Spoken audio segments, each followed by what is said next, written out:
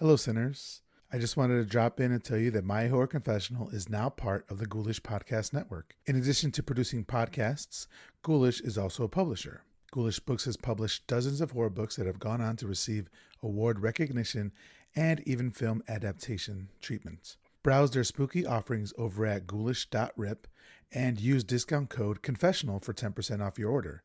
And remember, ghouls, live spooky, die spooky.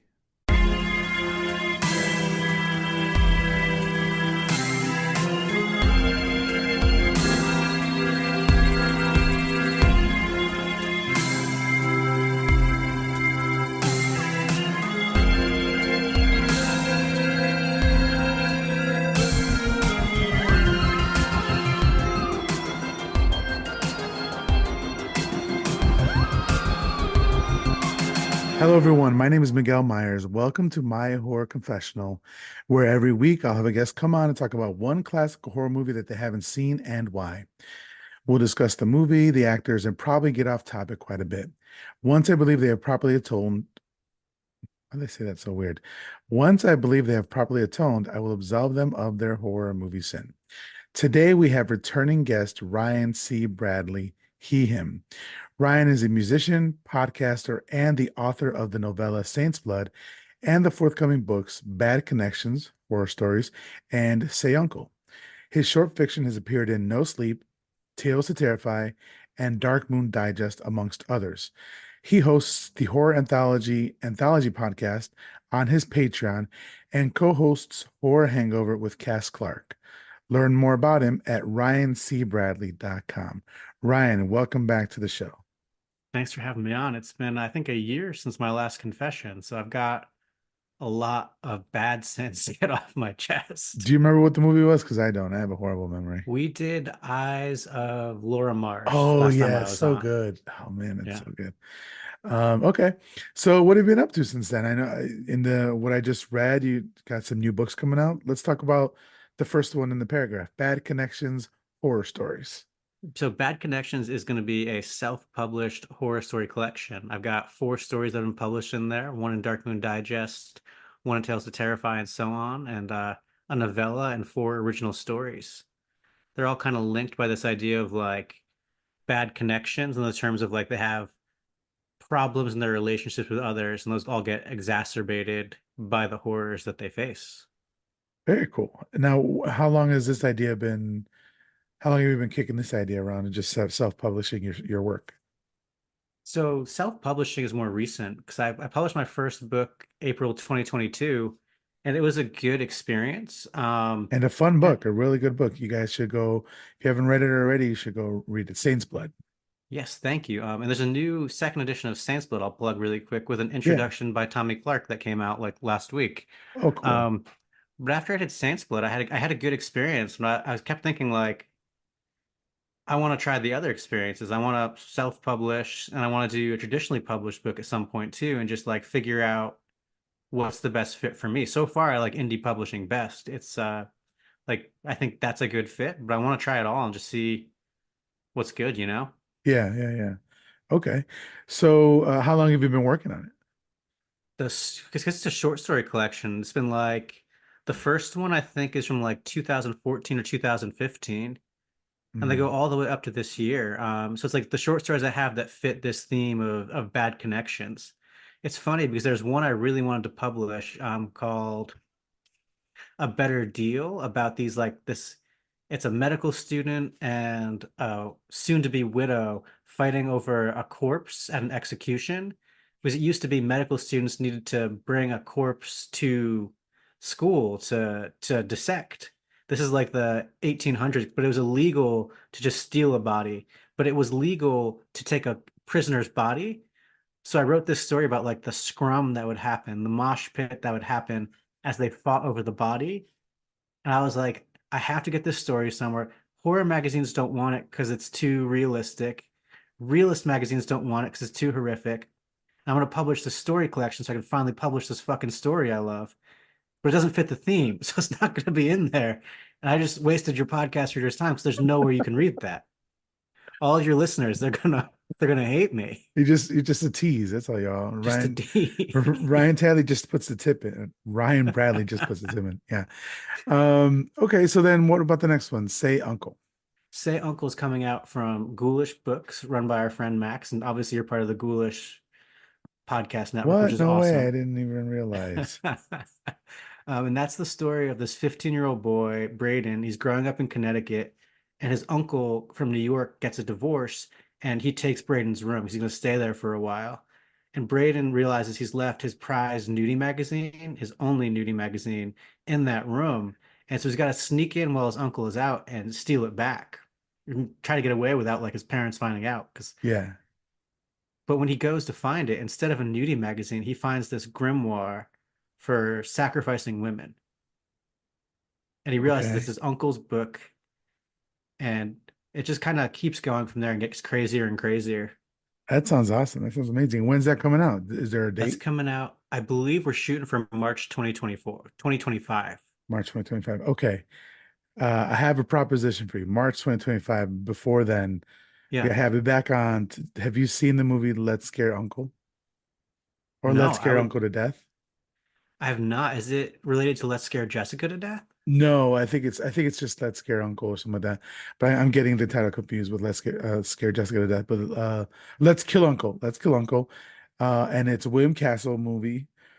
Oh, hell yeah. And I believe I might be mixing it up, but I believe it's a Vincent Price vehicle, and Oh, yeah. he plays an evil uncle trying to kill his nieces and nephew That for an sounds inheritance. amazing. It's a lot of fun. It's a later William Castle, and I don't think it got a lot of play, but I saw it like 2 years ago when I heard the title. I was like, oh, I need to watch that, and it was a lot of fun. So, I mean, at least it has the word uncle in there.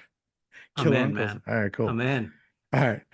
So, and The then you've other, also had I'm sorry, go ahead. oh, no, you go ahead. I was just saying, then you also had the Patreon.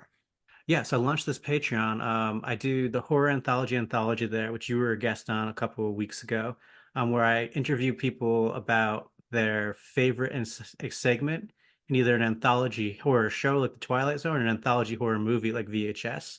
Yeah. We did The Raft, and I have to tell you, people were mad afterwards because like everybody wanted to talk about The Raft. I've had three separate people been like, I wanted to go on your show and talk about The Raft. Creepshow So 2, The Raft is the best. It's so good. in addition to that, I do these like I describe it as like if Chris Farley wrote The Twilight Zone, little like 3 to 5 minute flash fictions with music recorded by me along with those podcasts. Very cool. It's been a very productive year for you.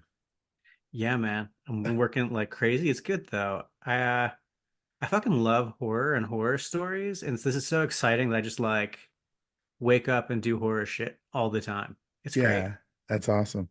And you recently went on a trip to like India, right? Yeah, I went to India for 2 weeks to visit and honestly meet a lot of my wife's family.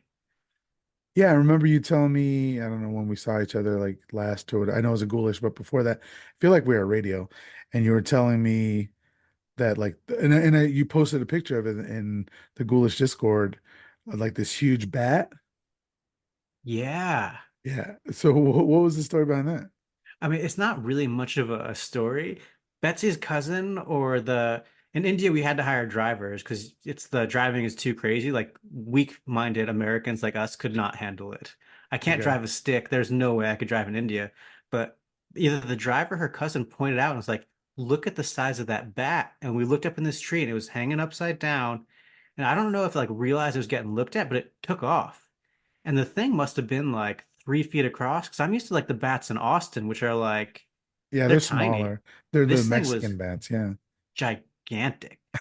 Like this could have It, carried off my baby if we weren't careful. Like that was a I big thing. I read the text of the picture before I saw the picture, and it said something. I don't remember what you said, but it's basically this is a huge ass bat. And I was like, whatever.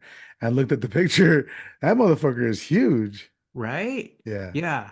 Yeah, it was a big thing. It did circles for like 2 minutes and then I don't know where it went after that. Out of sight. Yeah. Okay. Well, what's the kangaroo thing? Kangaroo?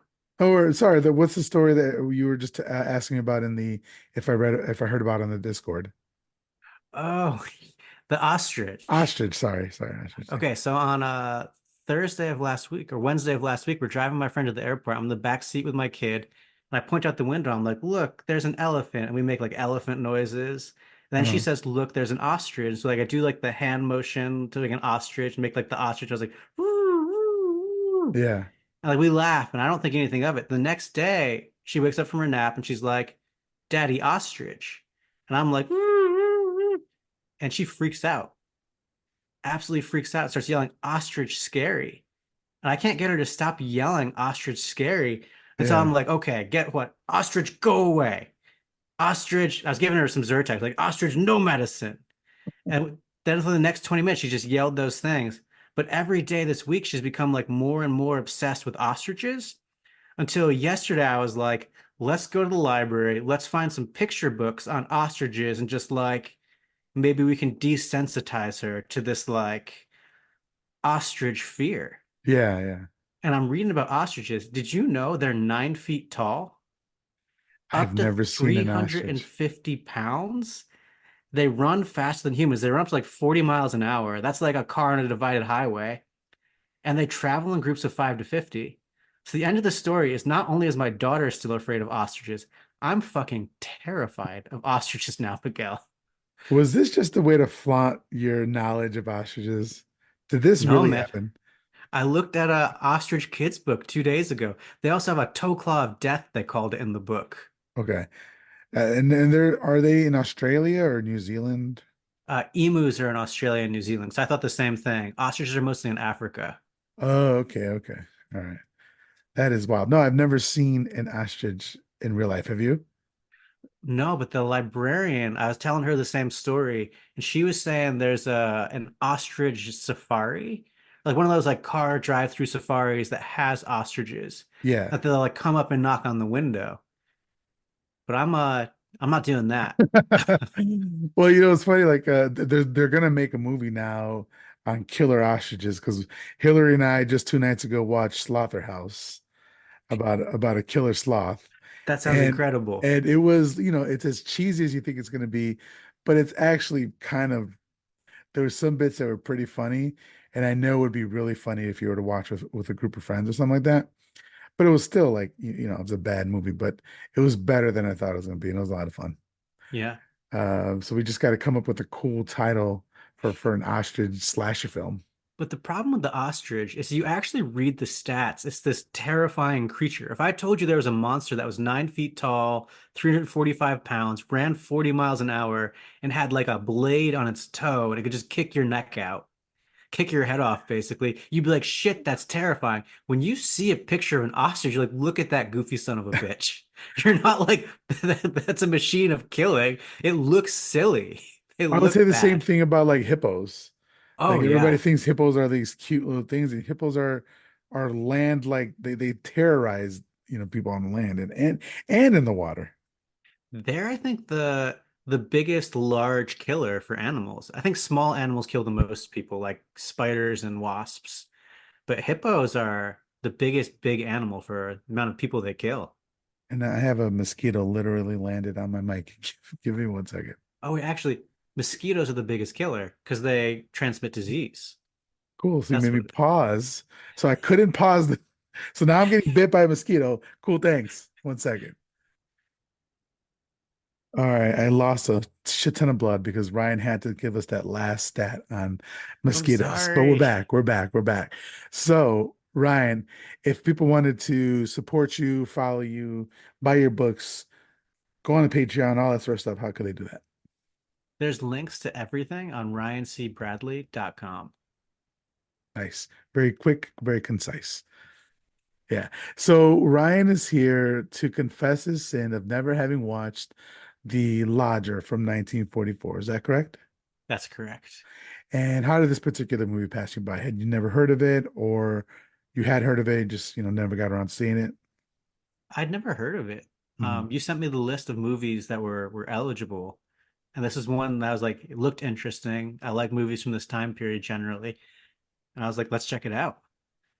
Yeah, this I found on a list of like, because I wanted to represent all the decades, and so I found it on a list of best movies from the 1940s, best horror movies, I should say, from the 1940s, and I also had never heard of it. And to be fair, there's only like one real name that I know that I knew before this in the cast, and I didn't really know that much about her to begin with, but Merle Oberon. I had heard Hmm. of her, I'd heard a podcast on her, and we'll go into her a little bit, but a little bit later. But other than that, there's not really any like big name actors for the time anyway in this movie. So I was a little surprised. Well, I'm not surprised. I'm saying I would understand why this one like maybe goes under the radar a lot. Absolutely. But it's basically a Jack the Ripper story, right? I'm not the most familiar with Jack the Ripper. I'm not a big true crime fan. I used to listen to a big podcast a couple years ago before they got weird, but so I don't listen to anymore. And outside of them, I never really did anything else with true crime. Did so? Were you familiar or are you familiar with the Jack the Ripper crime case or whatever the case may be?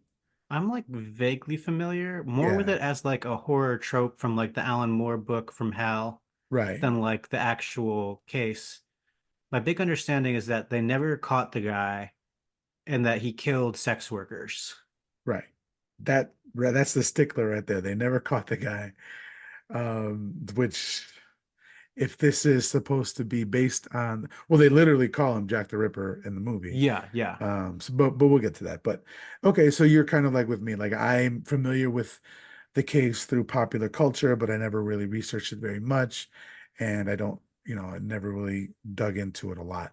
I know that he killed sex workers and he was active in London in the 19th century, right? Yeah, 19th century. So, but essentially that's what this is. The Lodger. It's directed by John Bram or Bram. He's done a bunch of movies, but he was active a lot in TV. He did a lot of the original Twilight Zone series. He did a lot of their episodes and also the original Outer Limits episodes, Nice. which was cool.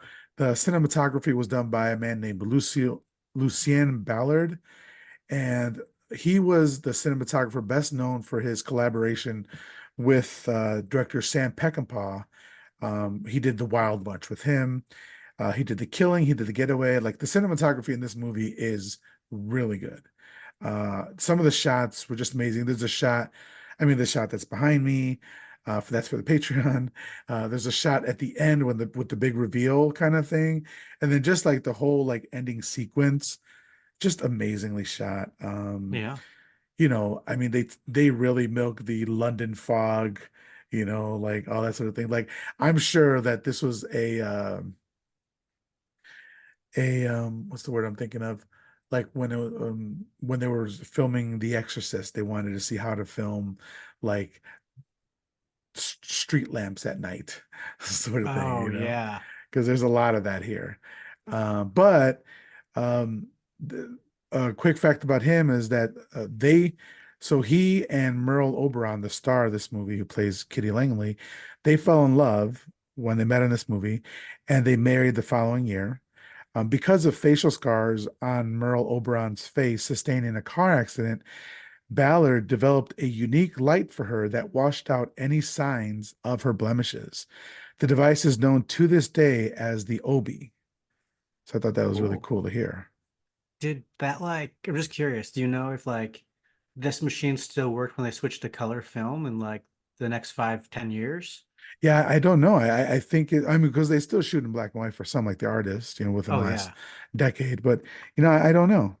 I would imagine so. I don't know.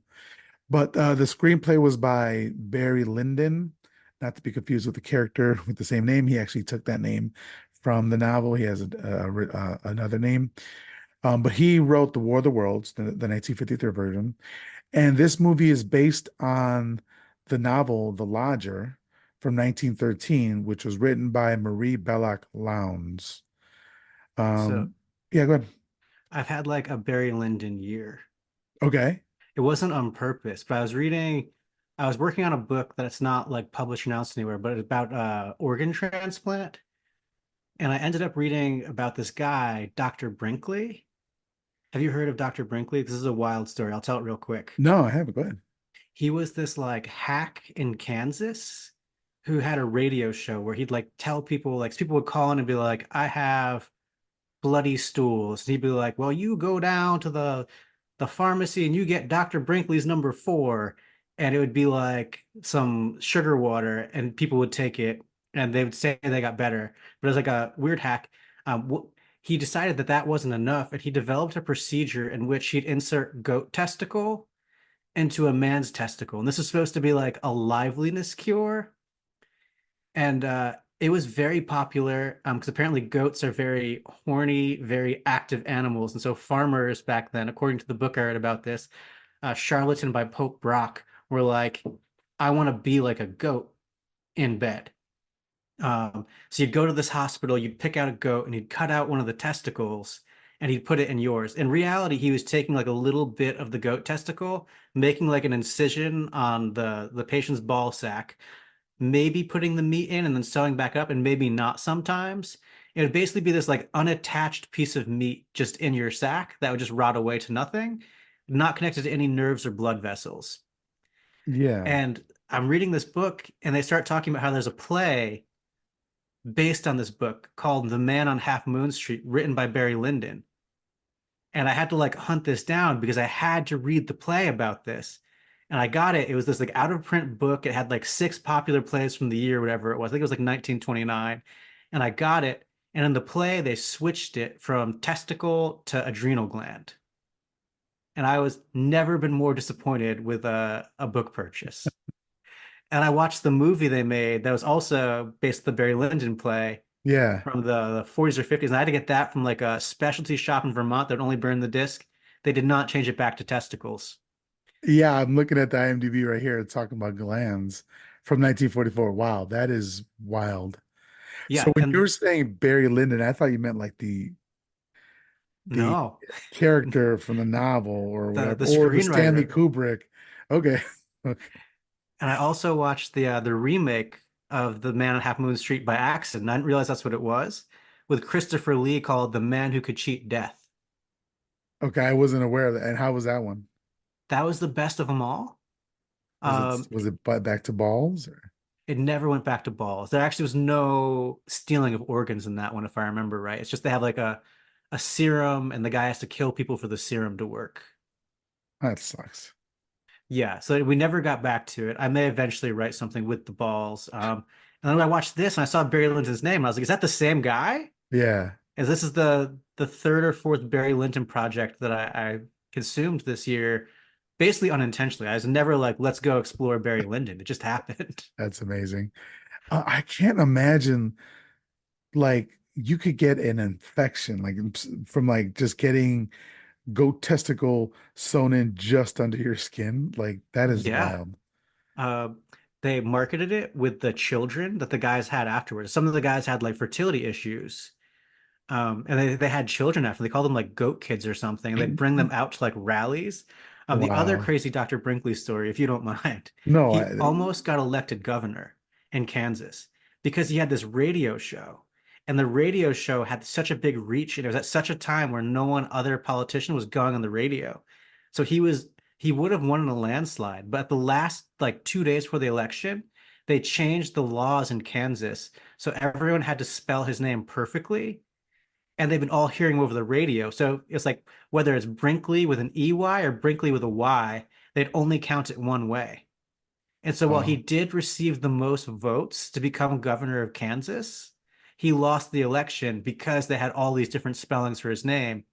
And he thought that he could like run again, and that didn't work out because he got chased down to Mexico for malpractice, basically. He was no longer allowed to practice in the US, but he went to the Mexico US border, like right in Texas, basically. Yeah. Um, and he built the largest radio ever built. It was so powerful, it would shoot into Kansas, shoot into Canada, because it was like the entire airwaves was just this guy talking about his goat testicle treatments.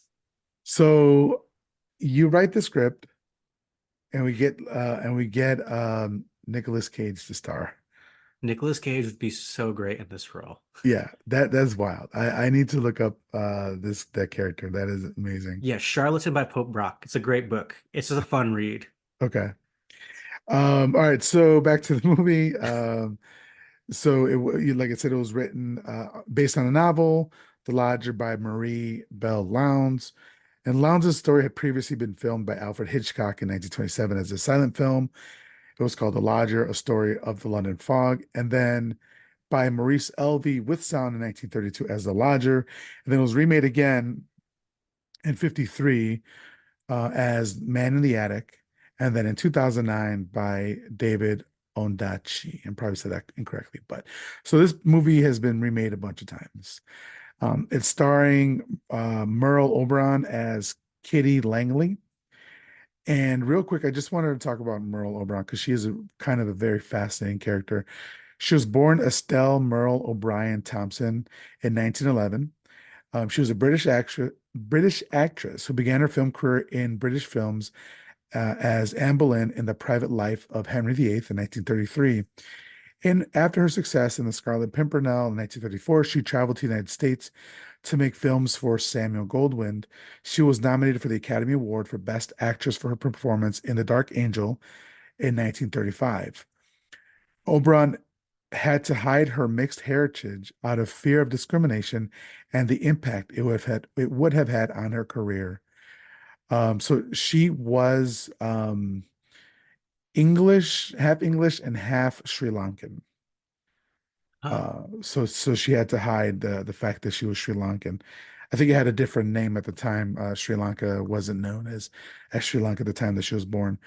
But yeah, so she had to hide it throughout her career, which is really oof. unfortunate. Yeah. But she was perhaps best known for her portrayal of Catherine Earnshaw in the 1939 film adaptation of the novel Wuthering Heights. Her other notable films are these three from 1936, A Song to Remember from 1945, Berlin Express in 48, and Desiree in 1954. In 1937, she had a traffic collision which caused facial injuries that could have ended her career, but she recovered and remained active in film and television until 1973, where she actually passed away due to like a massive stroke at the age of 68, which was really, really sad to hear. But she was able to succeed despite, people like her having to hide her heritage, which was those are the kind of stories you hear, in this time of Hollywood. Yeah. And then so as Mr. Slade, we have Laird Cregar. So Samuel Laird Cregar, who was known professionally as Laird Cregar, was born in 1913. He was an American stage and film actor. He was best known for his villainous performances in I Wake Up Screaming in 1941, This Gun for Hire in 1942, and in this movie, The Lodger. His career began in 1940 with small, uncredited roles in films. By 1941, he had signed a film contract with 20th Century Fox, and he quickly rose to stardom, appearing in a variety of genre films. Uh, in a variety of genres, from film noir to screwball comedy to horror movies. He was a popular actor at the time of his death in 1944 at the age of 31. So he died the same year that this movie came out. The reason Damn. why he died is because this man was a tall man. I think he was like 6'5" or something like that. Yeah. But he was about 300 pounds. And so you don't see, even in this movie, you could see like he's a bigger dude. You don't see that kind of person starring in Hollywood movies. Yeah. And so by 1943, he was being told that he had to lose weight and lose weight. So he went on a crash diet and he went from 300 pounds to 200 pounds. And it was in a matter of like months. And so his body Oof. couldn't take that and his heart gave out and he had a massive heart attack and he passed away. So it's just tragic, Damn. tragic all around. Yeah, these But are like very damning indictments of the Hollywood of that time. yeah. And so he left behind like a legacy of some really great performances, this one included. And so I want to go now see that like I Wake Up Screaming and Gun for Yeah. Hire, because I think he did an amazing job here. I I'm being terrorized by a mosquito. So I apologize. I can't get it. But some of the acting here has been really great. Like Merle Oberon, I think she did great with what she was given. She wasn't given a lot to do, except towards the end. I think she did really well. But I really enjoyed the acting of the people we had in here. What did you think of the acting? I think it was great. I think that he was great, especially I think the way he played the character, like humongous man, tiny voice, was Right. very off-putting in exactly the way the character should have been off-putting. Very off-putting, always rigid, like completely straight. Yeah. His movements were awkward. Everything this man did, this character did was awkward to how he looked at people, how he responded to people, what he literally said to people, like the way he's standing, like even towards the end of the film when something happens, that was awkward too. And I just thought uh Laird Kreger like embodied this character and just made him out to be the creep. But at the same time, there was a bit of humanity at it with him Yeah. that like stopped us from fully being like, fuck that guy. There was always, no matter how much they telegraphed, and they telegraphed that he was the villain, no matter how much they did it, I was still like, maybe, Yeah. and even sorry, go ahead. I definitely felt, I don't know if I'm jumping the gun here, like for the first 45 minutes or so, I just felt like every time they were like, he must be the killer, I felt like because of this performance, like, no, no, he's like just sweet, large, misunderstood man who happens to be at the crime scene every time with the same bag as the killer. Yeah, no, I think that's what they're going for. And they fooled us all. But real quick, just to finish up the cast, George Sanders as Inspector John Warwick. He was in All About Eve, Rebecca, The Picture of Dorian Gray. Sir Cedric Hardwicke as Robert Bonting. He was in The Ten Commandments and Rope. And then Sarah Allgood as Mrs. Ellen Bonting. She was in How Green Was My Valley and Between Two Worlds. Again, just the acting was great here. You know, So let's go ahead and get started talking about the movie. So, movie starts. It's like this great first image of like the darkness of the streets. There's a symphonic opening. The score is great, and then we get the credits. After the credits, a man is reading a reward poster for a serial killer to his blind companion. We come to find out very quickly that that serial killer is Jack, Jack the Ripper, Jack the Ripper. yes, sir. So after they say that they'll be given, a huge reward after giving any information to bring the murderer or murderers to justice. So I thought that the inclusion of the or murderers to justice was going to come back. Like I thought that was going to be a plot point. It Ooh, was not, but I was hoping that there would be something there to that. that Be would have like been a good plot point. it would be like pre-scream, a proto scream. Yeah, yeah. Yeah. So then they move along. Then we see two Keystone cops walking the foggy streets of London at night. There's these gas lamps that line the street. In the distance, we hear the echoes of the blind man's walking stick retreating further and further away. And I thought the sound design was really great because like it's reverberating off of the cobblestone streets and off of the concrete walls or whatever. And so it tells you how lonely the streets are at night based on how far away these two people are getting. Very creepy. Have you ever seen the movie Gaslight? I have not. I've heard it's good, and I've heard it's the where we got the phrase gaslighting from. Right. Yeah. I was just talking about this with Johnny Compton last week. Yeah, that's where we got gaslighting from. And but major a big plot point in there is a gas lamp, right? And I'm always fascinated to know that like or be reminded, I should say, that before light bulbs, people just had these gas pipes everywhere in their house and they would just have a fire on and they would just like turn the fire on for them to have light. Like I can't imagine just having open fire in every room of your house. Imagine how many people must have died of one, CO2 poisoning, and two, just their houses burning down. Yeah, exactly. Like it's wild. And then like your walls would have soot all over them. It's just it was just wild. I mean, everything was coal powered. So like, they'd have what was the term? I think it was like a two-shirt day or something like that. Have you ever heard that term I've not heard of that. for Is that because you get so businessmen? sweaty? No, because they would wear white shirts to work and they would walk to Oh. work and all the soot would get all over their get over their white shirts. And so they'd have to change it because it would look so dirty. So when it was a particularly like bad soot day due to all the coal, they would call it a two-shirt day as well. Huh. So anyway, we do all that to say we see gas lamps lining the street. Um, then we come across what appears to be the beginnings of an angry mob patrolling the alleys. Oh, I'm sorry, the cops do that, but they just give them a little salute.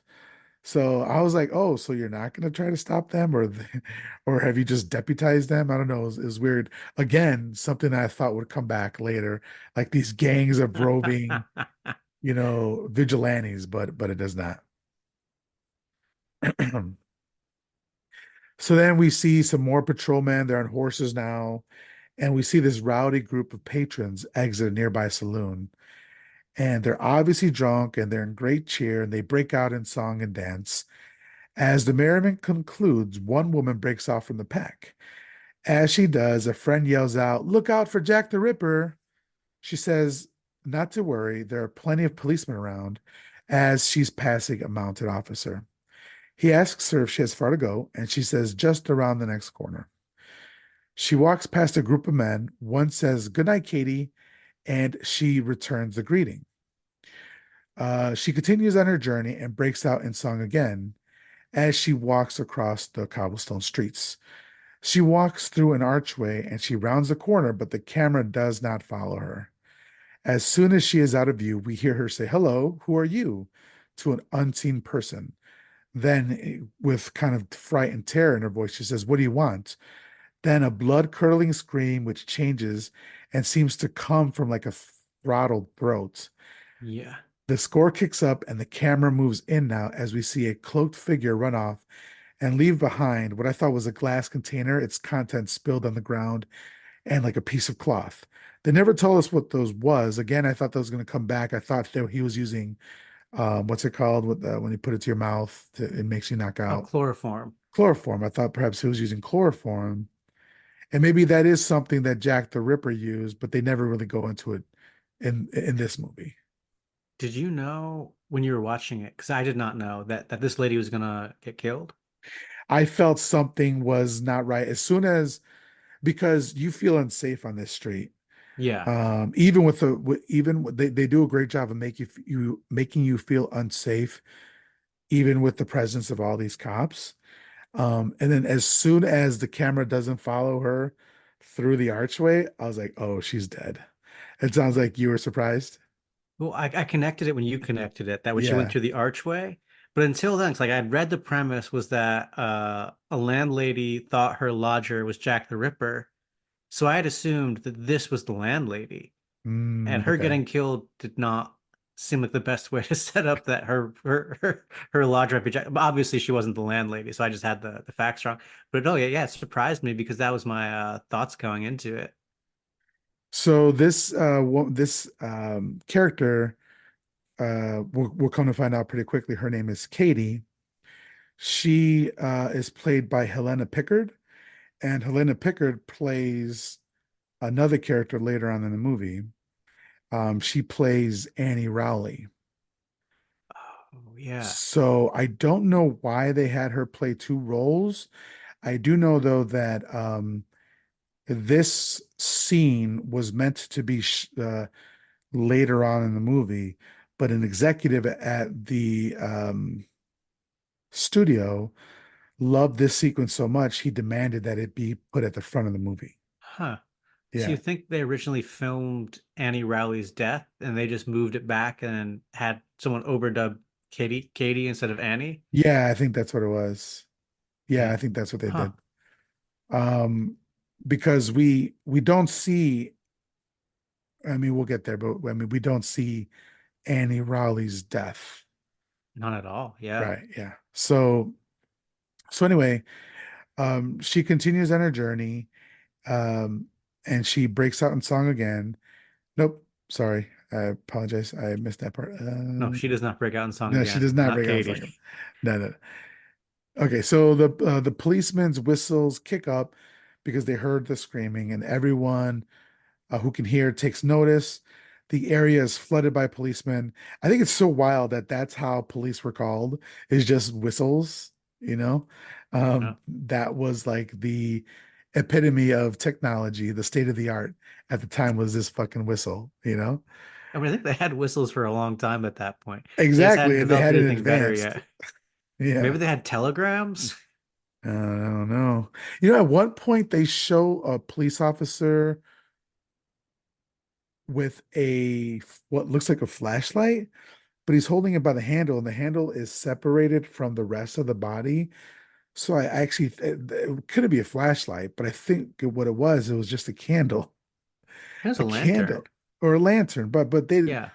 no, but the way he was holding it, don't talk back to me, Ryan. Oh, I know sorry. what I Sorry. saw. I know what I saw. I know what the fuck a lantern is.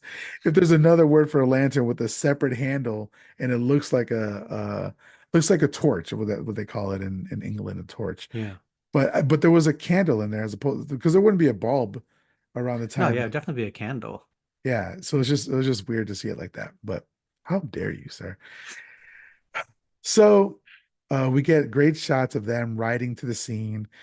The crowd is already converged on the woman's corpse, and we get some great crowd exposition at this time. It's like, oh, it was definitely the Reaper. He did it the same way, and it's only been a week since the last time. I was like, oh, thanks. That was very helpful. You know, I love a little bit of crowd exposition. Suddenly, a woman screams that she saw the man, but not his face. She says that that the woman killed was the fourth that was killed in the streets right under the cops' noses.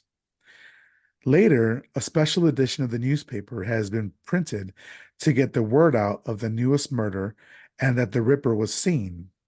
The newspaper boys run throughout the city selling the new edition. Out of the shadows walks a man carrying a satchel, and he looks at the street name, which says Slade Walk. He walks on and is asked by a newsie if he wants a paper. He hesitates, but then carries forward. Already, we've known this man for like less than a minute, and he's already done two like suspicious things. Oh, yeah, he's shady. Yeah, immediately, like literally walks out of the shadows and then does two shady things. So like it's like it's so obvious that you're like, it can't be. It's too fucking obvious, you know?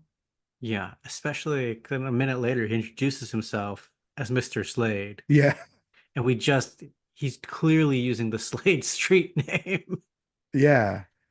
Yeah, and you go on to be like, oh, maybe he was looking at the sign because it was such a coincidence that it's actually his name, you know? Because I have to admit, so my last name, whenever I Mhm. see it out in the world, I'm like, oh shit, there's my last name. And so like I will look at it. My dad will send me pictures of like something where with our last name. And you know, it's just a fascination. So I was like, okay, I can maybe see that. But no, it was obviously not. Yeah, the airport where I grew up was called Bradley Airport. Okay. That was like a big thing for me. My family. See, when I fly back now, I'm going to my airport. It gives you a little twinge of Yeah, pride, huh? yeah, Yeah. yeah.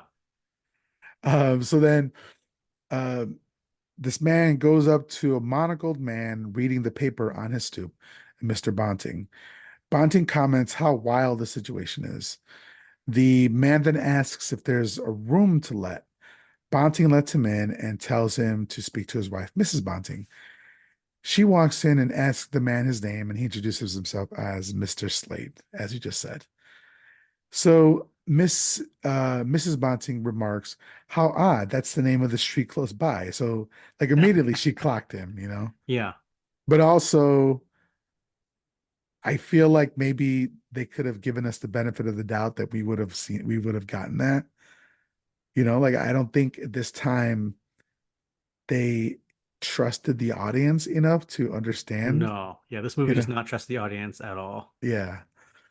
So, she shows him the room that they have available, but he's not seem interested and asks if there's any other.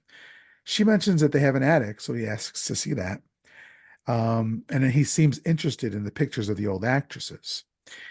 He sees the sparsely furnished attic space and says that's what he needs. He says he's a pathologist and needs the room for his experiments and studies. He says he'll take the other rooms as well. He'll live in them and work there. He wants to move in immediately. He has everything he needs in the small bag. And the lady's like, we haven't even agreed to terms. And he's like, oh, how about £5 a week, room and board? And she's like, really happy for that.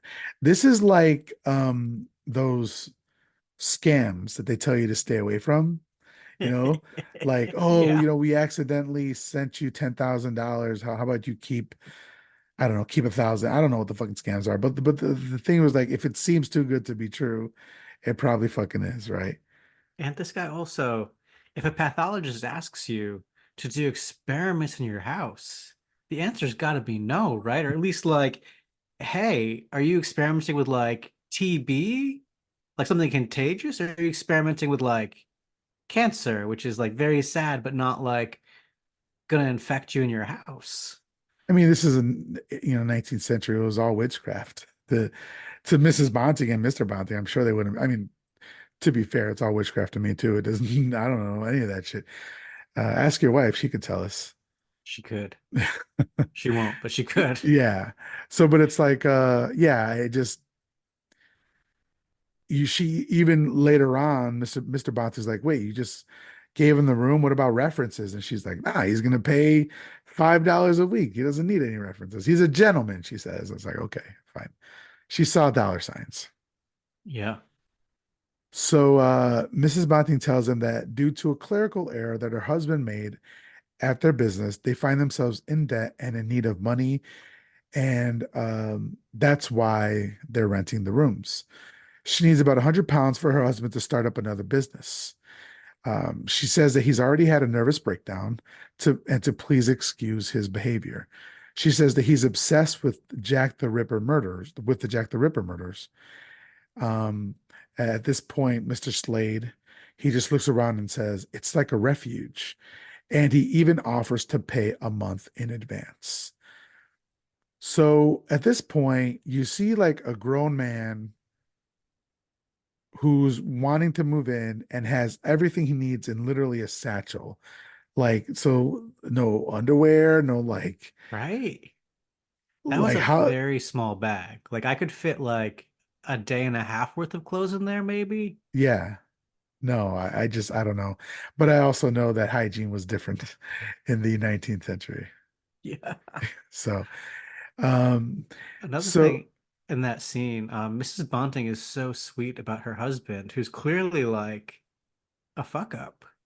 yeah, She has this like all this confidence, like my husband who made a clerical error that destroyed our entire fortune because it's a big house. Like at one point he was successful, just needs $100 to get us back in the game. Like she has the utmost faith in this man who's ruined them. And I think like we'll see later, he does not return that faith in her. yeah, he is. So he's grump at the beginning. And then whenever she comes at him, like explaining her concerns, he's always like, oh, you're just a busybody, or you don't know what the hell you're talking about, or something like that, Very dismissive of her when she is nothing but supportive of him. Incredibly supportive. Yeah. So he says that he's often out late at night, but he comes to the back and to don't mind him, treat him as a renter and not as a guest. He then asks her to leave. So he notices the family Bible that she has. He asks her to leave the family Bible, which has the births and deaths of Mrs. Bonting's family. Um, I didn't quite understand why. I know he quotes the Bible a little bit, right? But there wasn't really any other connection. I know that they sweep it for fingerprints later on, but nothing else It's really uh more. it's a weird moment because like I know people did that with Bibles, but I don't understand like is he just reading the death dates and we're supposed to like think he's jerking off to it or something? I know they never Yo, address something like that in a movie like this, but like he's getting some kind of joy pleasure. from looking, I'm assuming at the death dates. But I do think there's some stuff in this movie where I think like the details are great and like ring true with what we know about serial killers now, because I don't think they knew as much as we do now then. And some of the stuff is just like, what would be spooky? I think this is one of the what would be spooky details. What if he reads the deaths again and again while he's doing his experiments? Like, why would he do that? And there is a part, speaking of like, there is a part later on where like he is getting off to something, and they don't show it, but like the ecstasy on his face, we know. Oh yeah. So Mrs. Bonting goes downstairs to her husband, who tells her, so Mr. Bonting tells her about the newest murder. And that no, he also says no one knows why Jack does it or what type of person he or she is. She then informs him that she has let the room to Mr. Slade. He asks about the references, but she says he's a gentleman, a sort of doctor. She then takes him supper and walks in on him turning over the paintings because, as he says, the eyes followed him. She says she understands that she'll have them taken down the next day. He asks her to take down the one of the actresses also, and she says that that's her niece. Oh no, I'm sorry. She says, "Well, her niece is an actress as well, and her name is Kitty." So uh, she's very proud of her niece. As soon as she leaves, Mr. Slade picks up the paper and reads about Kitty Langley. So Kitty Langley is basically this actress. Would you say she's an actress? She's a She's dancer more a than anything. singer and dancer. Yeah, she's a Yeah, performer. Yeah, yeah, entertainer. Yeah. yeah. And so she has brought this show from Paris over to London, and so she's kind of like the talk of the town now.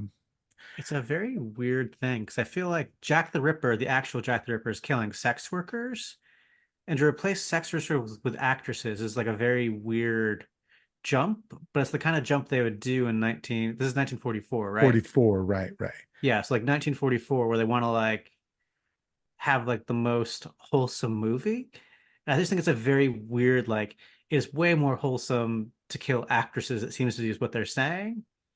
And that just like I don't know, does not fly in 2024.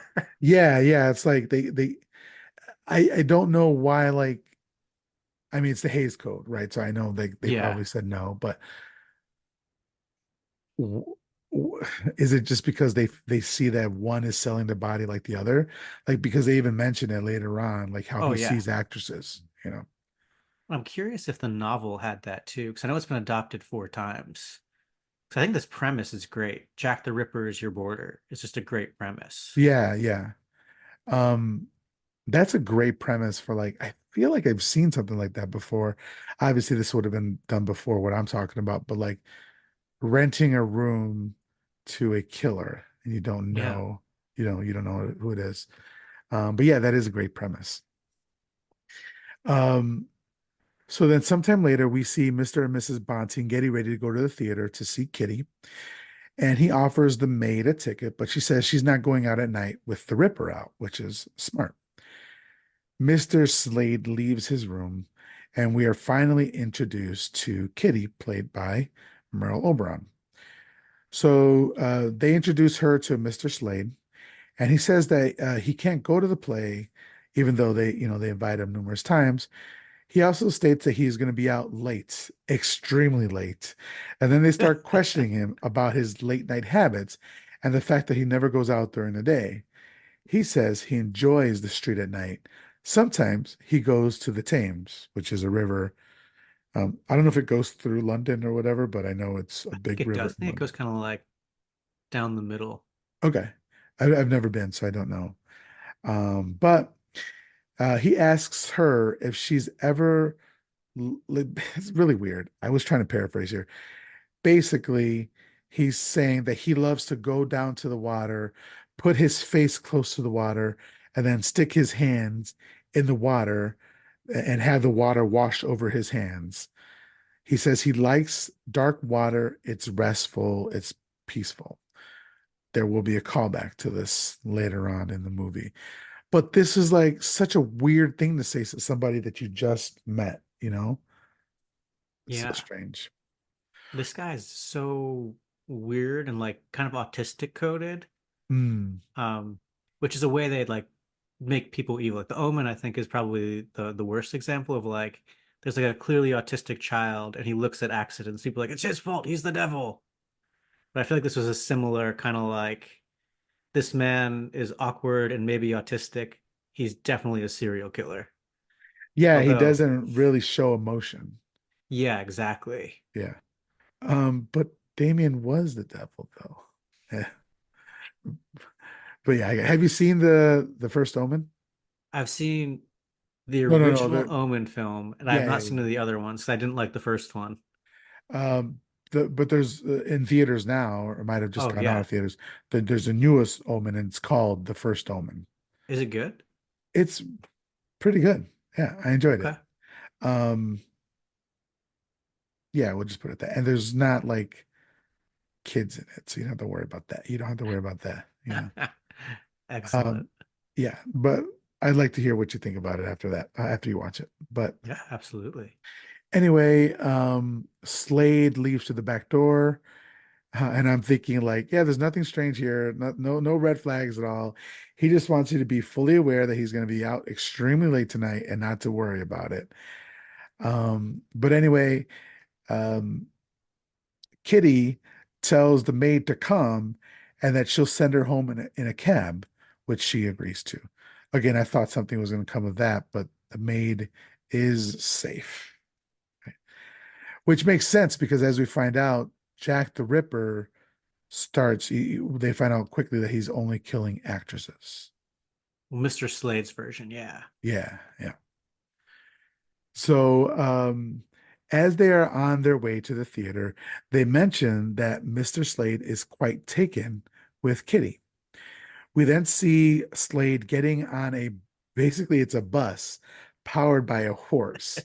I thought that was so cool. Yeah, Like I was this, with you. what a bus used to look like in the 19th century.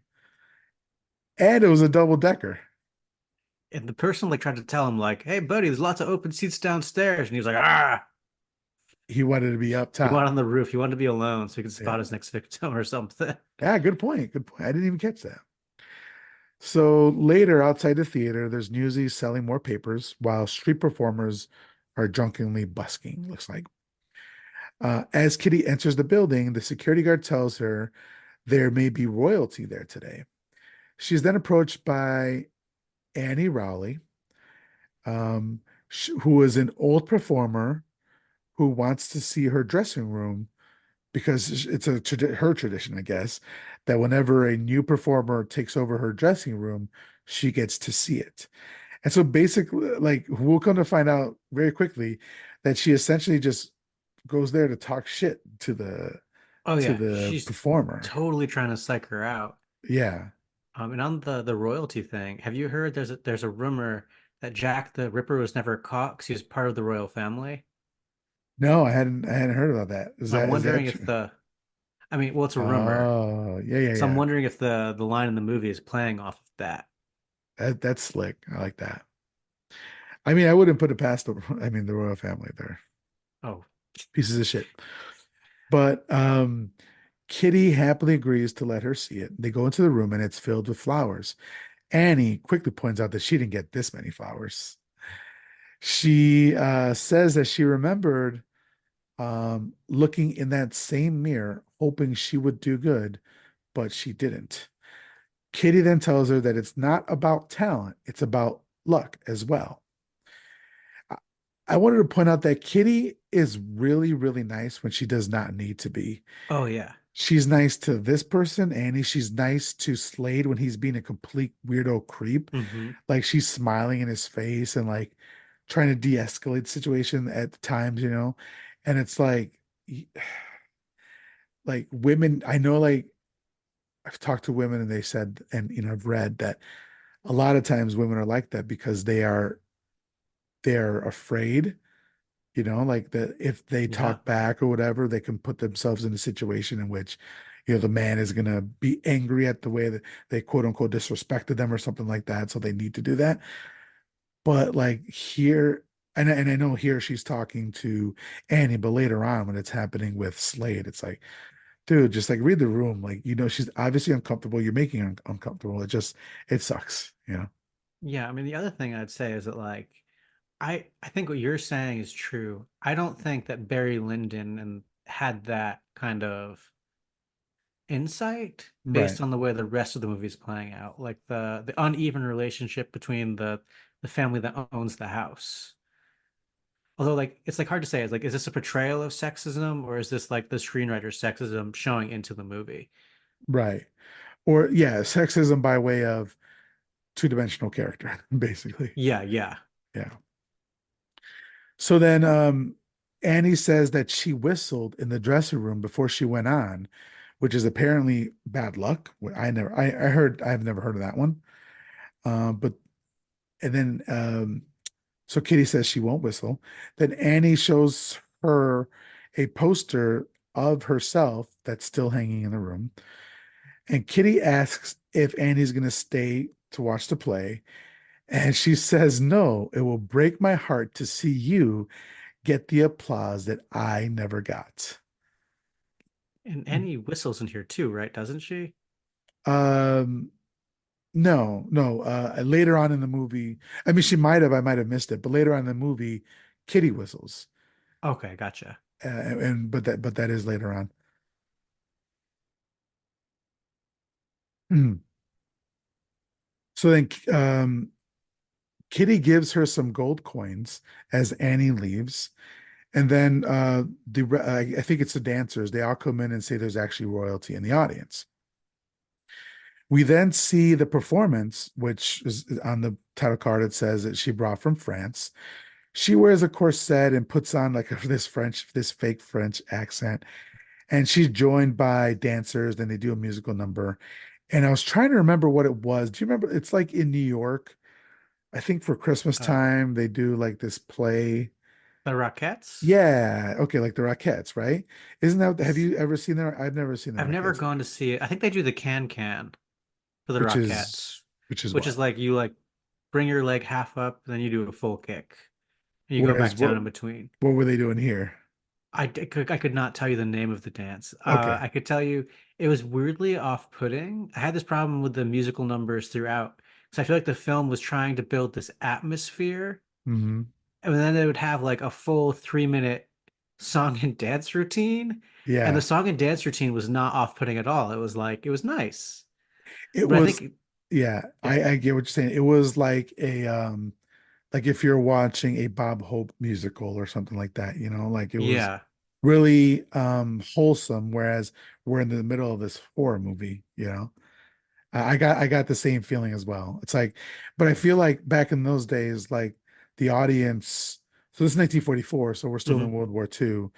Um, in fact, at the end of this movie, you can still see that there's a sticker on the end title sequence. There's a little square that says "Buy your bonds here" at this Yeah. theater, and those are war bonds that they're talking about. So we're Hmm. still in the middle of World War II. So money is hard to come by. And so when somebody goes to the movies, they want to get the most bang for their buck. So they want to see a drama, they want to see some comedy in there, they want to see a musical number. That's why musicals were so big during that time. Hmm. So I think that's what they did. They shoehorned in these musical numbers that kind of don't feel, I mean, they're nice out of context. Somewhere else, they'd be really nice, but in context of the film, I think it slows it down a little bit. I think it kills the tone because I think before that there's this dread building, and afterwards you're humming the song, and you're thinking about that French accent, like how Yeah. ridiculous was that accent? Yeah. Same. So then after the performance, we see that someone has been informed that there has been another Ripper murder. At the cast after party, they all toast to Kitty, and Kitty is visited by Inspector Warwick, of Scotland Yard. Now, we don't have to get too into this. You can just say no if you don't know. Do you know what the fuck Scotland Yard is? I hear it mentioned in all these movies and English movies, and for my whole life, I've never looked it up. Do you know what the fuck Scotland Yard is? It's like the headquarters. It's like if you said Quantico, Virginia, when you meant where the FBI is stationed. Okay, so that's what they mean It's by like it. that kind of thing. Okay, all right, good, good job, Ryan. You knew that one. So then, he asks. So Inspector Warwick asks her about Annie. She asks how if she knew her, and she said, "I mean, I knew her only as much as everybody around here knew her, like professionally." Mr. Bunting asks what this is about, and then this snot-nosed kid says he knows Jack the Ripper got her.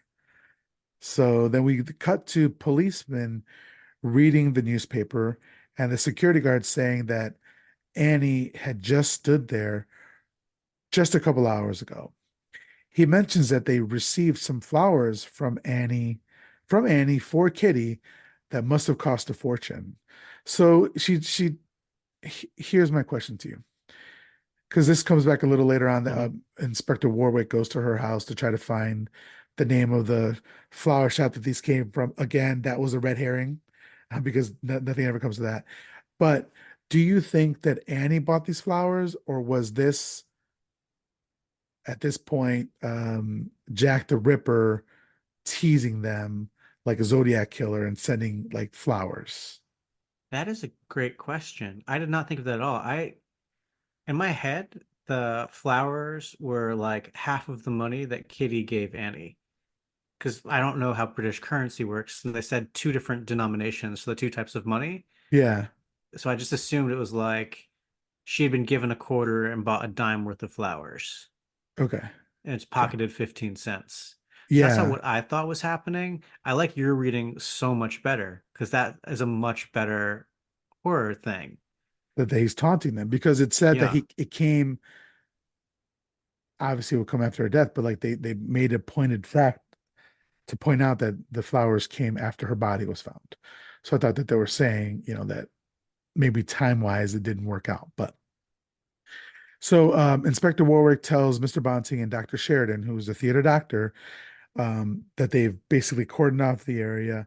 And he mentions that Jack the Ripper used his knife extensively. They don't call him the Ripper for nothing. Another question to you. Are the victims, um, what's the word I'm looking for? The victims, the way that the killer kills his victims in this movie, is it similar to how Jack the Ripper in real life did it? Do you know? It's hard to say because, like, my understanding, which is like not like a super complex understanding, is that like Jack the Ripper was like very violent, but it was also like when yellow journalism was on the rise. So I think they realized that the gorier they made the Jack the Ripper murder scene sound, the Hmm. more newspapers they would sell. Okay, So I think there's some element of that going on in there. And so it's really hard to say if this movie is doing that justice because I think the newspapers at the time were not probably doing it justice. gotcha. Okay. Um, so then Dr. Sheridan says that he believes that the man has considerable medical knowledge. Now, this is something that I was aware of, that they thought the Jack the Ripper was a doctor or somebody in the medical field. Very similar to what are the murders that happened in like the 50s of the Black Dahlia? I've heard a little bit about that one, where like they found this woman bisected, and they thought that the way it was done, it could only be done by a person who had knowledge, like who had medical Yeah. knowledge. I Um, never heard of that. yeah. So have you never heard of like the Black Dahlia? The name is familiar, but I'd Okay, not been aware that it was like a doctor or potentially a doctor who cut somebody in two. gotcha. Yeah, it's a famous like unsolved murder from the I think 40s and 50s in Hollywood. Just curious, did they find both halves of the woman? Yeah. Okay. Yeah, they did. Yeah. Oof, that'd be terrible if they didn't, right? It would be so horrible if they found just half, I mean, which half is worse to now, you know what? We're not gonna right? This is Ryan, we're I swear not to doing God, true this crime. is a family show. Were we talking about horror movies? Yes, yes, it's a family horror show. So he says that no one knows what the motive is. Each of the murdered women, except that the one thing they do know is that each of the murdered women were once on the stage. So either as actors or what do we call them? Entertainers. So Entertainers, yeah.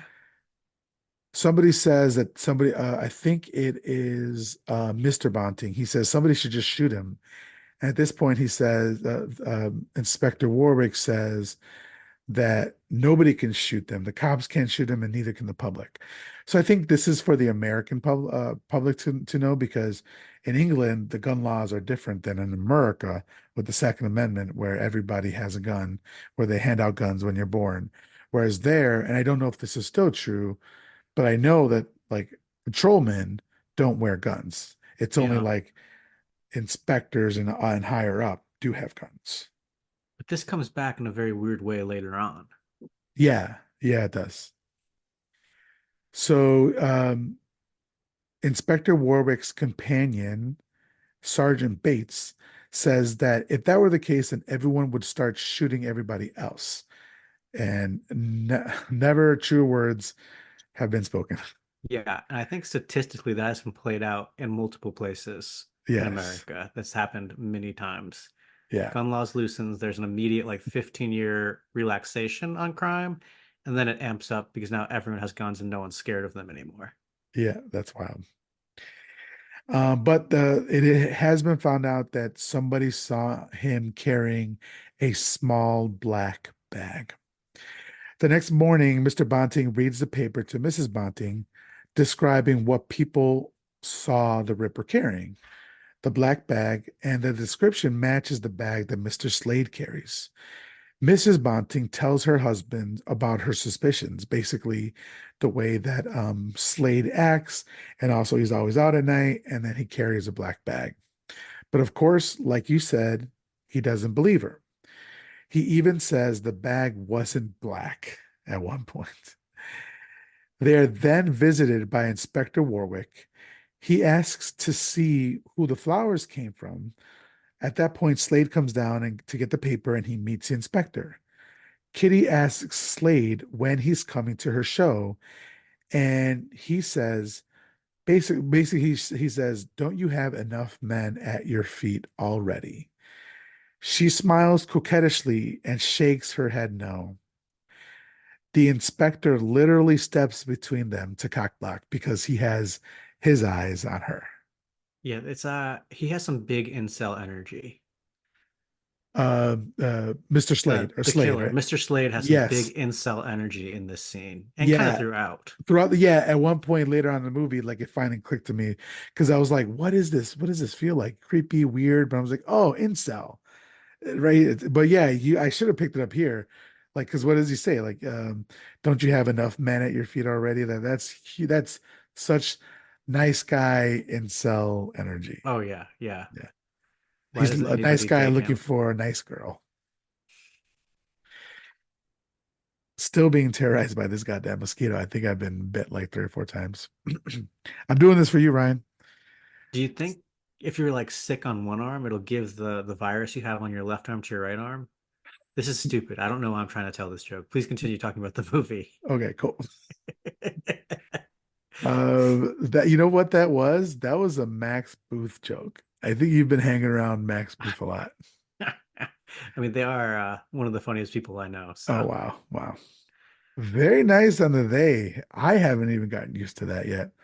Not used. I haven't had to use it yet. one thing I read online for helping with that is if someone like changes pronouns and you hear them come up in conversation, you say three compliments from them using the new pronouns, and it helps like your brain register. So give me an example. So I tell you, Ryan, I now go by they them. All right, so I'd be like, Miguel, they're my friend, they are funny, they have an awesome podcast. And every time you come up, I'd like say three things that I liked about you, but I using the got you. new pronoun. And it's like it's just good practice. That's a really good idea. I mean, yeah, that's a great tip, a great idea. And I understood what you were saying. I just wanted the compliments. So I'll I come with you appreciate that. anytime, buddy. So Slade asks for the paper, and Kitty says she doesn't think that the police will ever catch the Ripper, and they did, and that they don't know anything about him. The inspector at this time says that they have their um, ideas, and the favorite being, or theories, I should say, the favorite being that he's a maniac. Slade asks if the inspector believes it, but he says no. They also believe that he has a grudge against a particular woman, and once he finds her, it will end.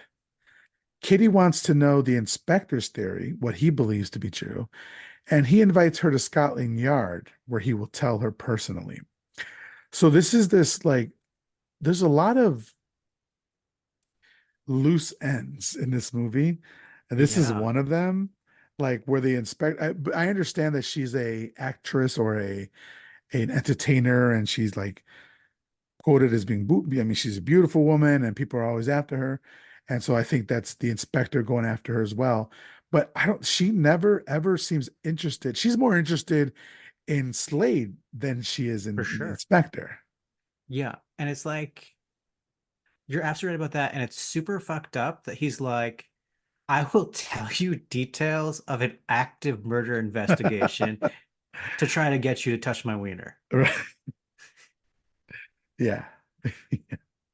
Actually, before he even wants her to touch his winner, he wants her to meet his mom, which is a little bit weirder.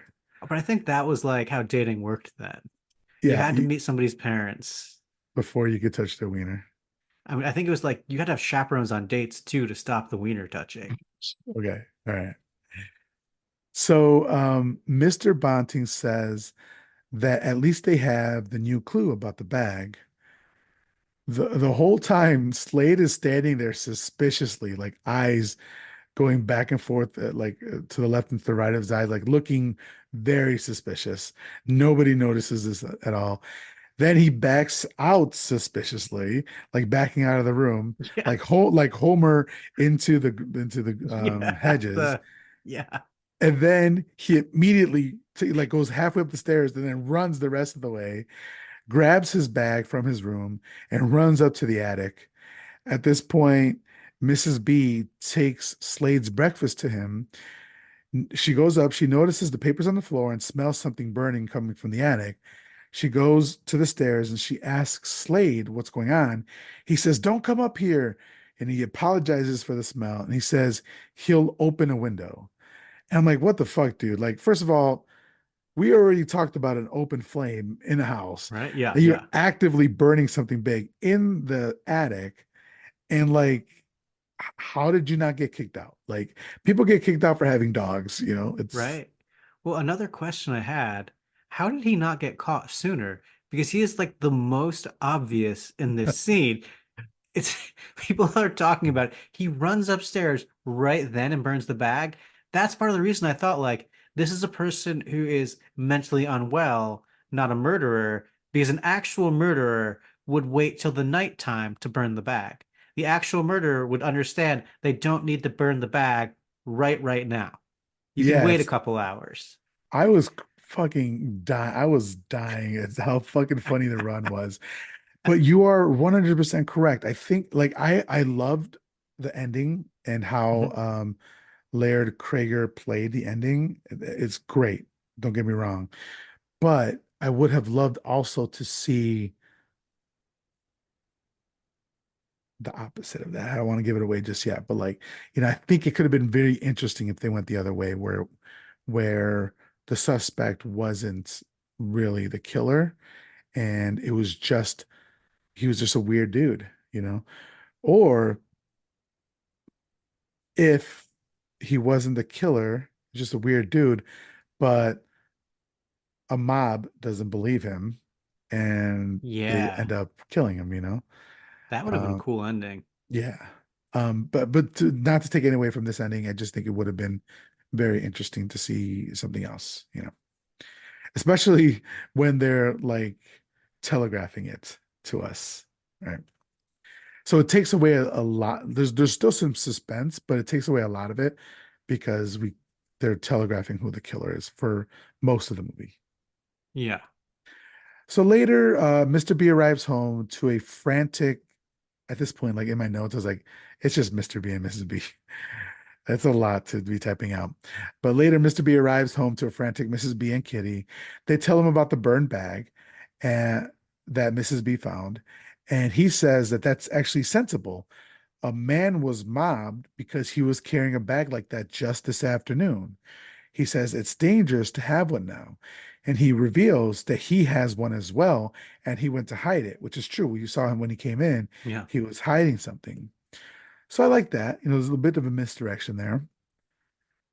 Slade comes down in a hurry and says that he must leave. They ask him where to, and he says the university hospital where he works. They again question whether or not he works there. And Kitty actually says that it's near her hairdresser's and she's going there now. So she follows Slate.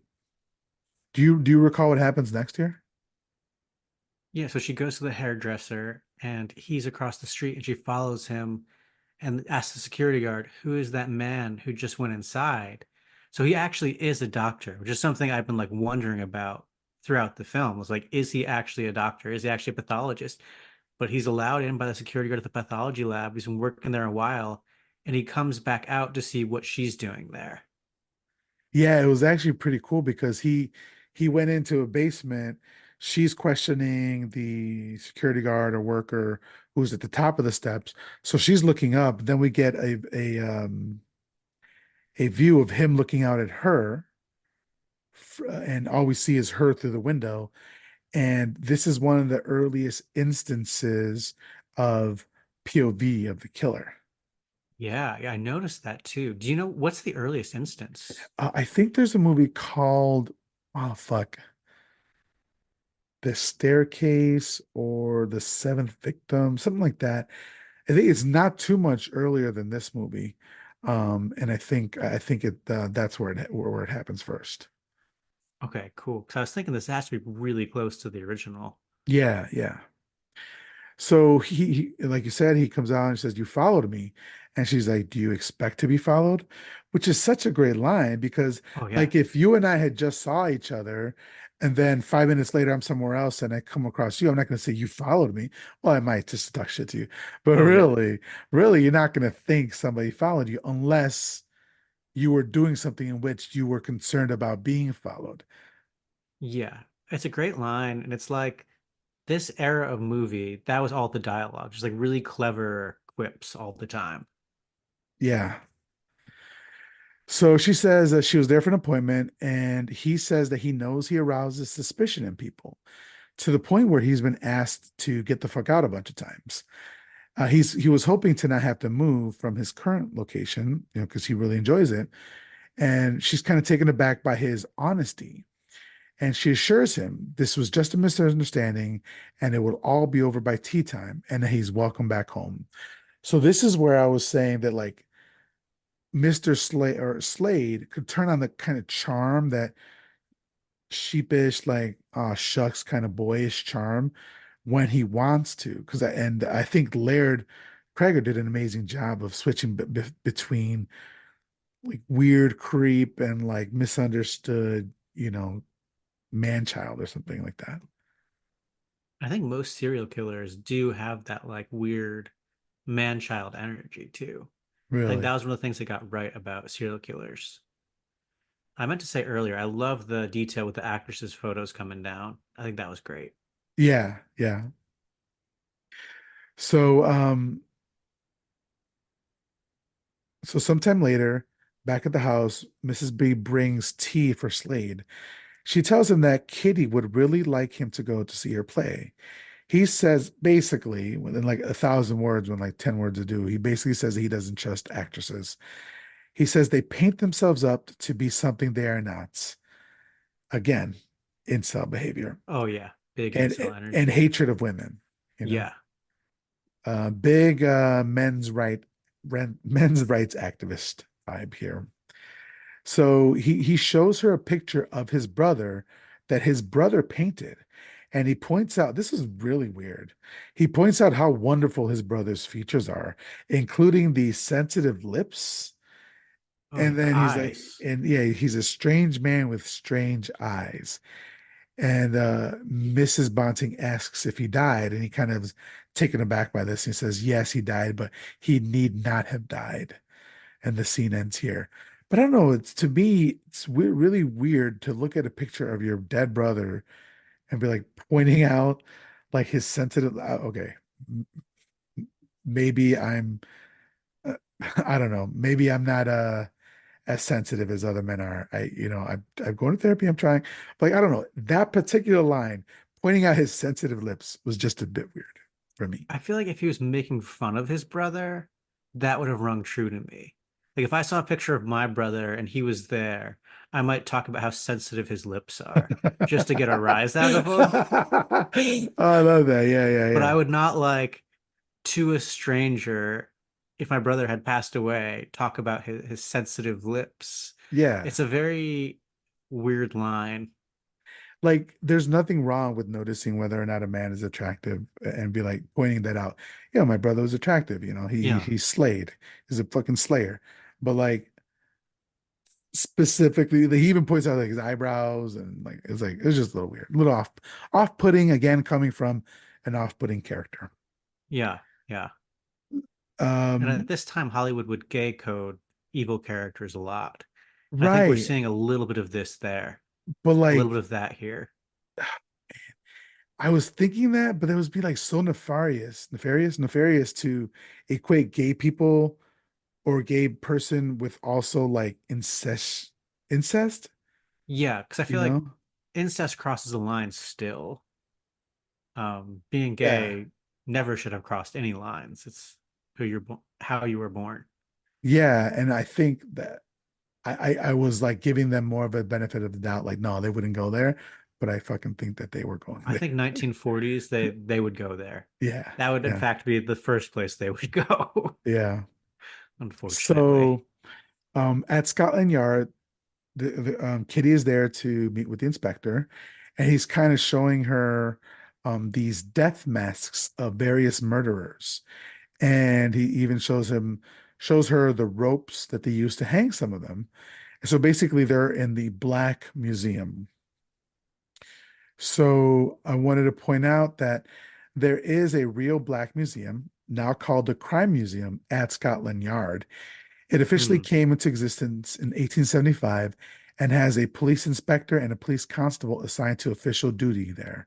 It's not open to the public, but can be visited by police officers from any of the country's police forces by appointment. So he's basically using all these like props from murders to like um impress her, right? Yeah, But he's it's also very. Sorry, go ahead. no, as I'm saying, he's also while he's doing that, he's asking her to tea to meet his mother, but Kitty is like ignoring the question and just going from murder instrument to murder instrument until like he gets fed up at one and like she asks about a baton or something like that. And he says that it was used against basically they used it because the person was dodging questions or something like that. So he threatens her. It's such like a weird ACAB scene. I mean, it's like definitely an ACAB scene, but like he is using like first his power as an inspector to get her to come to this thing. He's offered to like reveal details of an active murder investigation, and it's like they're kind of on a date in his mind, I'm guessing.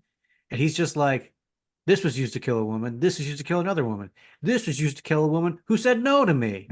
That's like the progression of things. And like I don't know if the movie's trying to show us that the bad guy and the good guy are the same, but they're acting in very similar incel Oh, ways. I And see this that. scene in particular, I just don't know if that's like intentional on the movie's part, or they just thought it'd be like, it'd be cute if he says he's gonna hang her if she won't go out with him.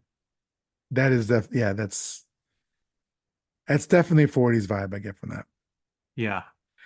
Then we meet Commissioner Willoughby. He comes in and says that he was just at the palace informing the Queen about the case. The inspector says that Jack the Ripper kills every 10 to 12 days, and he thinks that it will happen the night after tomorrow, which is such a weird way to say two nights from now or something. Like I was like, wait, what's the night after tomorrow? Later, we meet Jenny. She's a busker who's playing a song that actually that Kitty made famous, the one she was singing earlier in the movie, Yeah. but she's singing it in the bar for tips. Then a pickpocket by the name of Wiggy walks in and asks if she can borrow the instrument to sing some hymns. Um, she lets her borrow it. Wiggy starts playing it and is immediately kicked out of the bar. I thought it was so funny because they loved Jenny playing it. They were like, oh yay. And then they were singing along. They even gave her a tip. But as soon as Wiggy starts playing it, they're like, get the fuck out of here, you know? Yeah, but Wiki was, in their defense, playing hymns, and nobody wants to hear hymns at the bar. Oh, that is true. I guess that's a good point. Yeah. So they both leave the bar into the foggy London night. They pass many cops on the way. Jenny arrives in her room, and we hear Wiggy still singing in the background in the streets. A man asks Wiggy if she's seen Jenny because he has some work for her. She tells him that she went home, so he goes to look for her. In the meantime, Jenny is in her room getting ready to go to bed when she hears a noise, and suddenly the lamp goes out and she's attacked. And you can see like the look of terror on her face as this attack is happening, but then we don't Yeah. see much else. There's The- another good point of view shot. I didn't notice the earlier one, but I noticed this one, the point of view killer shot here. yeah.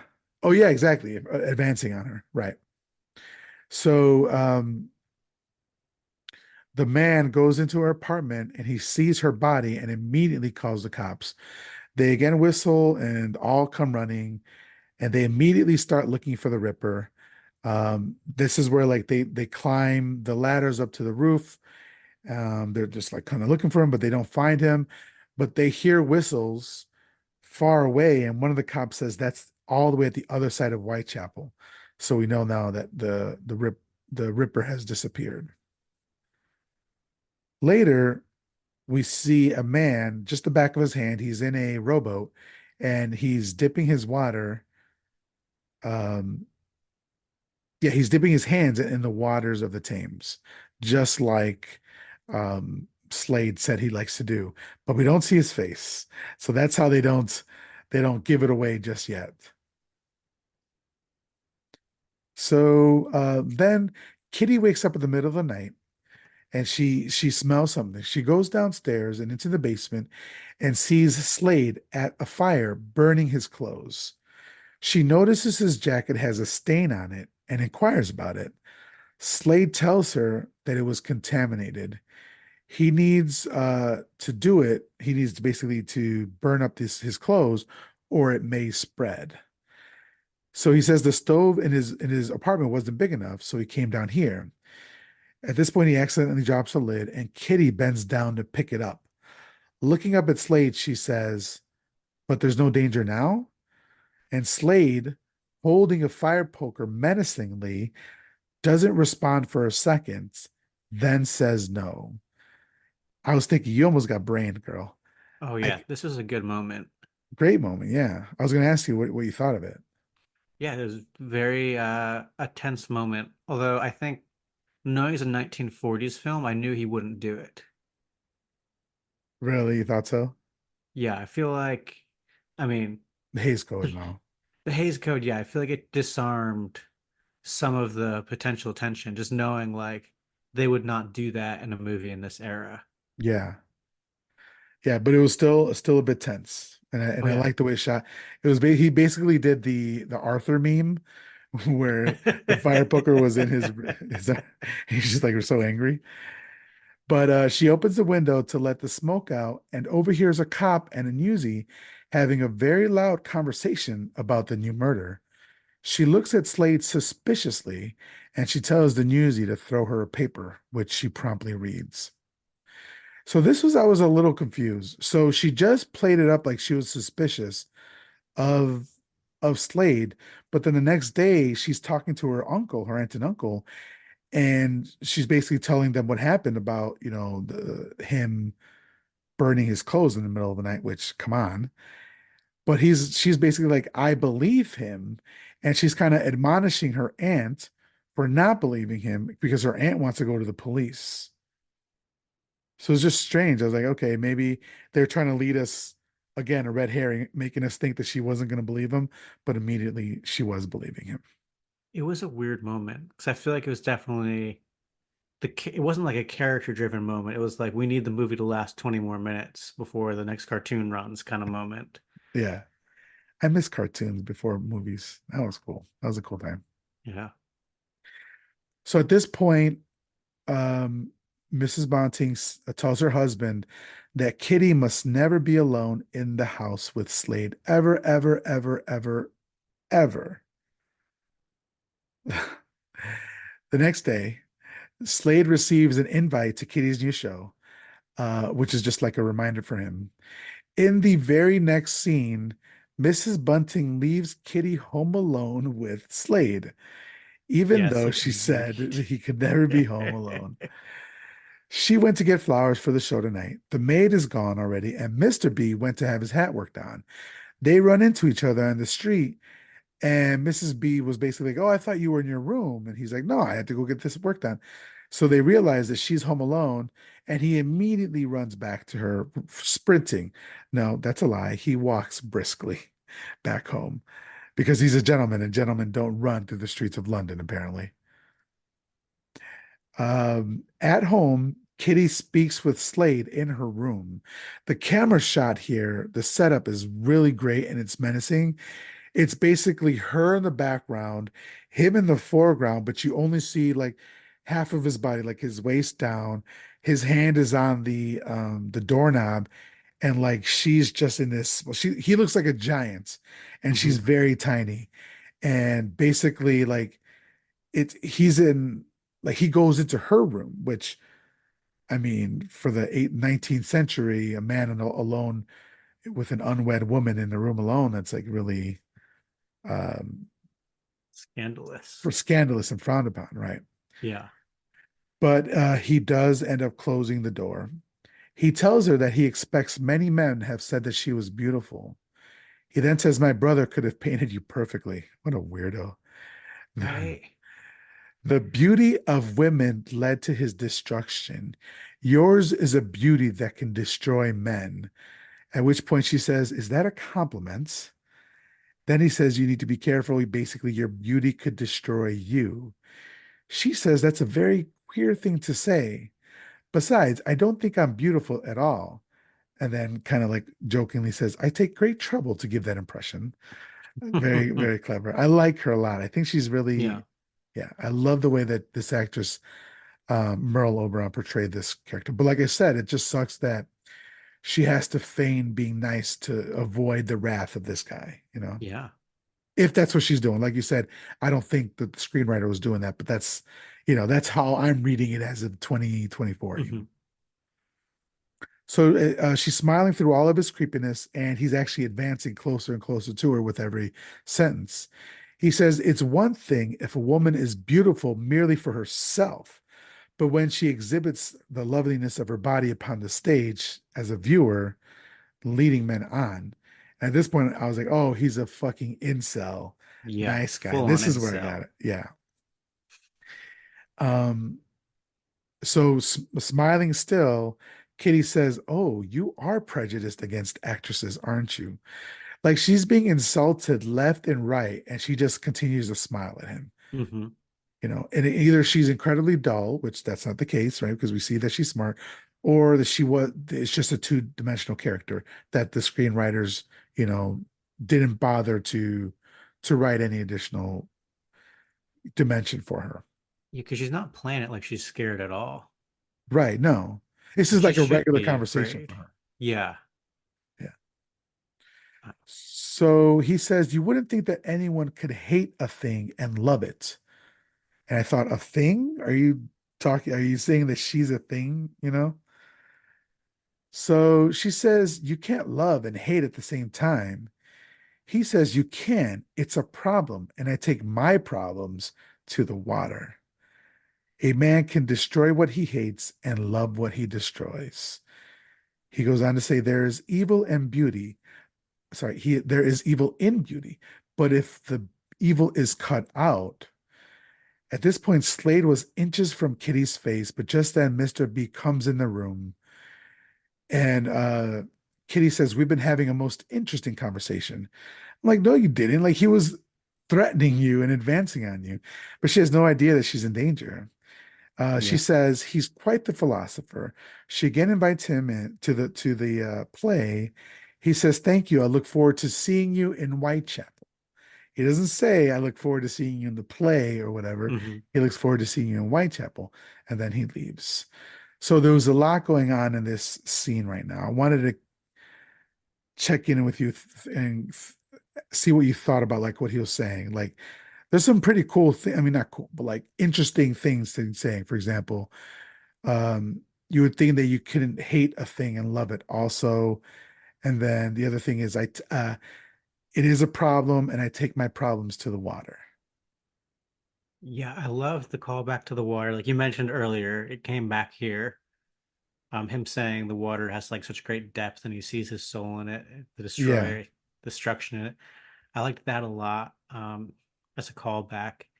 And I think it does have the dynamic of like he does not see her as a person at all. And his idea of like, I think this idea is still like present now with like dialogue about like incels being against makeup. Like women should only be beautiful for themselves, I think is what he says. And I think it's basically the same exact dialogue. I think we've had 80 years. I don't know if it's the exact dialogue in the movie, but if that's the case, we had 150 years of weird, creepy dudes saying like women shouldn't only be beautiful for them, not beautiful for men. Well, I think now they're saying you should be beautiful for men too. It's It's like really there's weird. a No, that's you got it right. There's a double standard that like yeah, they want the like porn star actress like wearing tons of makeup, or they want the girl next door. But either way, they're both bitches and whores and stuff like that, you know? yeah, exactly. It's very much that whole thing that you need to be a virgin for him, but a whore for everyone. Not, I forget how they put it. Well, like I've heard it something like you need to be a virgin, but also as experienced as like a porn star, basically, Yeah, right? yeah, you have to be able to do all the things a porn star can do, but you have to be a virgin too, Yeah, yeah, which is horrible. yeah. So later that night, Inspector Warwick arrives to escort Kitty to the theater. Mr. B explains what happened with Slade, and he thinks a few more seconds, and Slade would have had his hands around Kitty's neck. Warwick says that he has a fingerprint that they can match they have a fingerprint from Jack the Ripper that they could match to Slade if they had one of his fingerprints. So they concoct this idea that Mrs. B is going to take his tea up to his room right now and then take it down immediately and give it to the inspector. So she takes it up to him.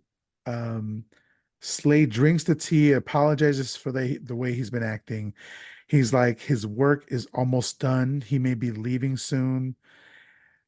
She asks Slade to let her know if and when he's going to be leaving, and he says he will if he can. There's a bunch of double meaning in here in Oh this yeah. conversation, basically. He's basically admitting to the fact that he's been doing all these murders and he feels like he's about to get caught. And she's like, but really it's like, but he's also saying sorry for being out so late. And so she's like, basically double speak here. And I thought it was executed really well. Yeah, absolutely. And I kind of geeked out because it wasn't tea, it was a hot toddy. Have you had a hot toddy? Oh yeah, okay, I forgot. Yes, it was a hot Yeah, toddy. I love hot toddies. I drink hot toddies every day when I'm sick, except with whiskey, along with all the cure stuff in there. I've had a hot toddy once at a bar here in Austin, and I was like, it's It's not fine. like a have fun drink. It's like a I'm sick, and Yeah. thus I will drink hot toddies until I'm too drunk to stand. What's in a hot toddy? It's basically tea, whiskey, lemon juice, and honey. But that sounds like a dope ass drink. Why wouldn't it be a fun drink? I mean, I guess I just think of it whenever I have them, I'm sick, and I'm drinking them because I'm sick. It Okay, always makes me feel better. I got you. So like, I don't think of it as like I would never order at a bar unless I was sick. But why would I be at a bar if I was sick? I would not Because you go don't to a give a fuck bar. about other people. That's why you just want to party. Um, All right, so then he finishes the hot toddy, and Mrs. B takes the glass down. She asks, no, I'm sorry. At this point, Warwick tests the fingerprint, and it's not a match. For me, I was surprised that in the 19th century, I think we're 1888, I think this movie takes place, Yeah. that they were doing fingerprints at this time. I didn't realize that this was a thing. So I don't know if you were surprised by that, but I was. But I essentially, he kind of throws. I'm sorry. I want to look it up right now, Oh, sure. just to see where it came from. Because I think like I looked this up for another thing because it's been around longer than I thought it had been. Okay. So, but essentially, what he does is he busts out this white powder, he blows it onto the fingerprint, then he takes this fingerprint he already had from the killer and is using like a magnifying glass to match it up. But as he's testing it, it's not a match. He's like, it didn't match his right hand, and Mr. B is like, well, why does it have to be his right hand? And he says, well, because myself and every detective at Scotland Yard thinks that it's his right hand. So unless we're all wrong, but then he's like, well, I guess we could be wrong. But then we see Kitty. Kitty comes downstairs and they tell her to go on by herself, and she has a police escort. While the inspector stays behind with Mr. B, and Slade looks up from his room down at the carriage as it leaves. So real quick, Yeah. fingerprinting has been around since like 900. Oh shit. Really? Yeah. I don't think they had as much sophisticated stuff, but there's like records of Chinese business deals being authenticated with fingerprints as early as like the 900s. Wow, that's wild. I Yeah. was going to say, yeah, fingerprints have been around, but like using them to identify, Yeah, that's the yeah, important part, which, exactly. yeah, which you said. So the inspector tells Mr. B that the Ripper used his knife from right to left across the throat like a left-handed man would do. But they never told the press about this. The inspector says that they thought that the Ripper went behind his victims and used his left arm, which would be why it goes from right to left. But what if the Ripper is in front of his victims and uses his right hand? Then it would be from left to right. So this is why it could be that they're just looking at the wrong fingerprint. So at this point, Slade leaves through the back door and gives Daisy, the maid, a tip for looking after him. This again was like a little bit of Mhm. humanity and niceness. But at this point, like it's been telegraphed so many times, were you still on the fence here, or were you like, he is the killer? No, I think for the fire poker scene, I was off the fence. Yeah, And okay. I feel like this scene in particular felt like if we'd had like a big delay between like it's not the right hand, it's the left hand, there's like a delay in time, but there's no delay. It's almost immediate that they figure it out. And it's like, well, what purpose does this serve the story then if we're just like, it all happens in 5 minutes where it's the right hand. Oh no, it could be the left hand. And now we're going to find the left hand fingerprints. It's just a lot of rigmarole. Yeah, yeah. It's, I mean, this movie is kind of short, but it seems like it was there to like make it a little bit longer, you know, Yeah. and also to just make it muddier whether or not he is the killer or not. So in the foggy night, so later we're in the foggy night of London, and there's a great score. Slade is walking the London streets. We see Daisy jump on the bus. Warwick and Mr. B go up to Slade's room looking for prints. They inspect the Bible and they find some prints, but they're not clear enough. So then the inspector finds a painting of his brother for prints, but he realizes that he's seen this print or this painting or a similar one elsewhere. So Warwick takes that to the London Yard. Here he discusses with Sir Willoughby that he saw a similar painting at the first Ripper murder, but it was the same man, but he was disheveled and looked a lot worse for wear, and that this was Slade's brother after dealing with the first victim, Lizzie Turner. So Slade killed her for what he did to his brother. So this doesn't prove that he's Jack the Ripper, but it is sufficient grounds to arrest him and bring him in for questioning. Yeah. So I don't know whether or not this, at what point it's diverged from the Jack the Ripper storyline. Like what has actually happened in real life, like the whole left to right thing. I don't know if that's it, but I think that's pretty clever. I like that Oh part yeah. there. I like I said before, I like it, but I feel like there needed to be like 20 or 30 minutes between the reveal. That's why it was wrong. Like you get exonerated early on, Right. and then we're still seeing him do weird stuff. We're like, but he's exonerated, and then we get the left or right thing, and it feels like a oh shit moment. But just the quickness with which it happens takes away all the punch. Yeah, I agree. I agree. So the cops have arrived at the theater. They're looking for Slade. On stage, Kitty does the Parisian trot. That's what it's called. So earlier we were trying to figure out what her dance was. It was called the Parisian trot.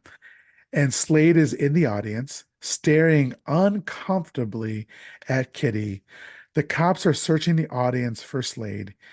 And at one point, he's using binoculars and he looks enraptured. And I thought he definitely has a boner. Oh His yeah. face is sweaty. It's uncomfortable. Hmm. What did you get from this? What did you think? I mean, exactly what you got. Either he has a boner now, or he had a boner very recently and took care of it. Yeah, I mean, he definitely, yeah, he expressed himself in his pants for sure. Um, as soon as Kitty's piece ends, he gets up from his seat immediately. Backstage, she's met by her uncle and the inspector, and she goes to I'm going to say, but she goes to the room by herself. I thought, why isn't somebody posted out front of her door? Or at the They very should least, be. why isn't somebody in there with her? They actually like go upstairs. It's like very far away from her room. But she's in the room by herself. She looks at herself in the mirror and she starts whistling before she realizes what she's doing and stops. Mm, So this is what you were saying earlier that she actually yeah. whistles there, which Annie said was bad luck. But it was bad luck before a show. I You're think they're right, playing with that. So we'll remember that whistling is bad luck, but we might forget if it's before a show or after a show. right, right. So just as she's doing this, in the background, we see a leather gloved arm reaching out to close the lock on the door. And just as quickly as it came out, it hides behind the screen. And I could tell, like, just very awkwardly. But I thought this was great. This looked so fucking cool. I wasn't expecting Oh it. yeah. It was creepy. What did you think? I think that was the scariest shot of the movie. Either his hand reaching out to lock the door from behind the screen, or a few seconds later when she comes to the side and you see like half of him behind the screen. Those were the two scariest shots in the film. Yeah, I want to get to that. So suddenly a voice rings out that says, I said I'd be here. Kitty, surprised, looks for the origin of the voice. She turns around quickly to see Slade skulking in the corner, half in the shadows, staring at her. What an amazing shot. Like his eyes, like he's almost as terrified of her as she is of him. Like he cannot face a woman, like a beautiful woman. Like he's almost pushing his back up against the wall. He's so terrified. It's just acted perfectly. The setting, oh, man, I could see now why this was on the best of the horror movies from the Yeah. 40s because it's such an amazing shot. I absolutely loved it. And it's so subtle. It's not like I know the Hays Code sucks, and I know that we don't censorship in all forms is bad, but it takes a really talented person to be able to work within the confines of a Hmm. system that is actively censoring you and come out with something that is truly creepy. And I Hmm. thought that it was done masterfully here. Yeah, agreed. So,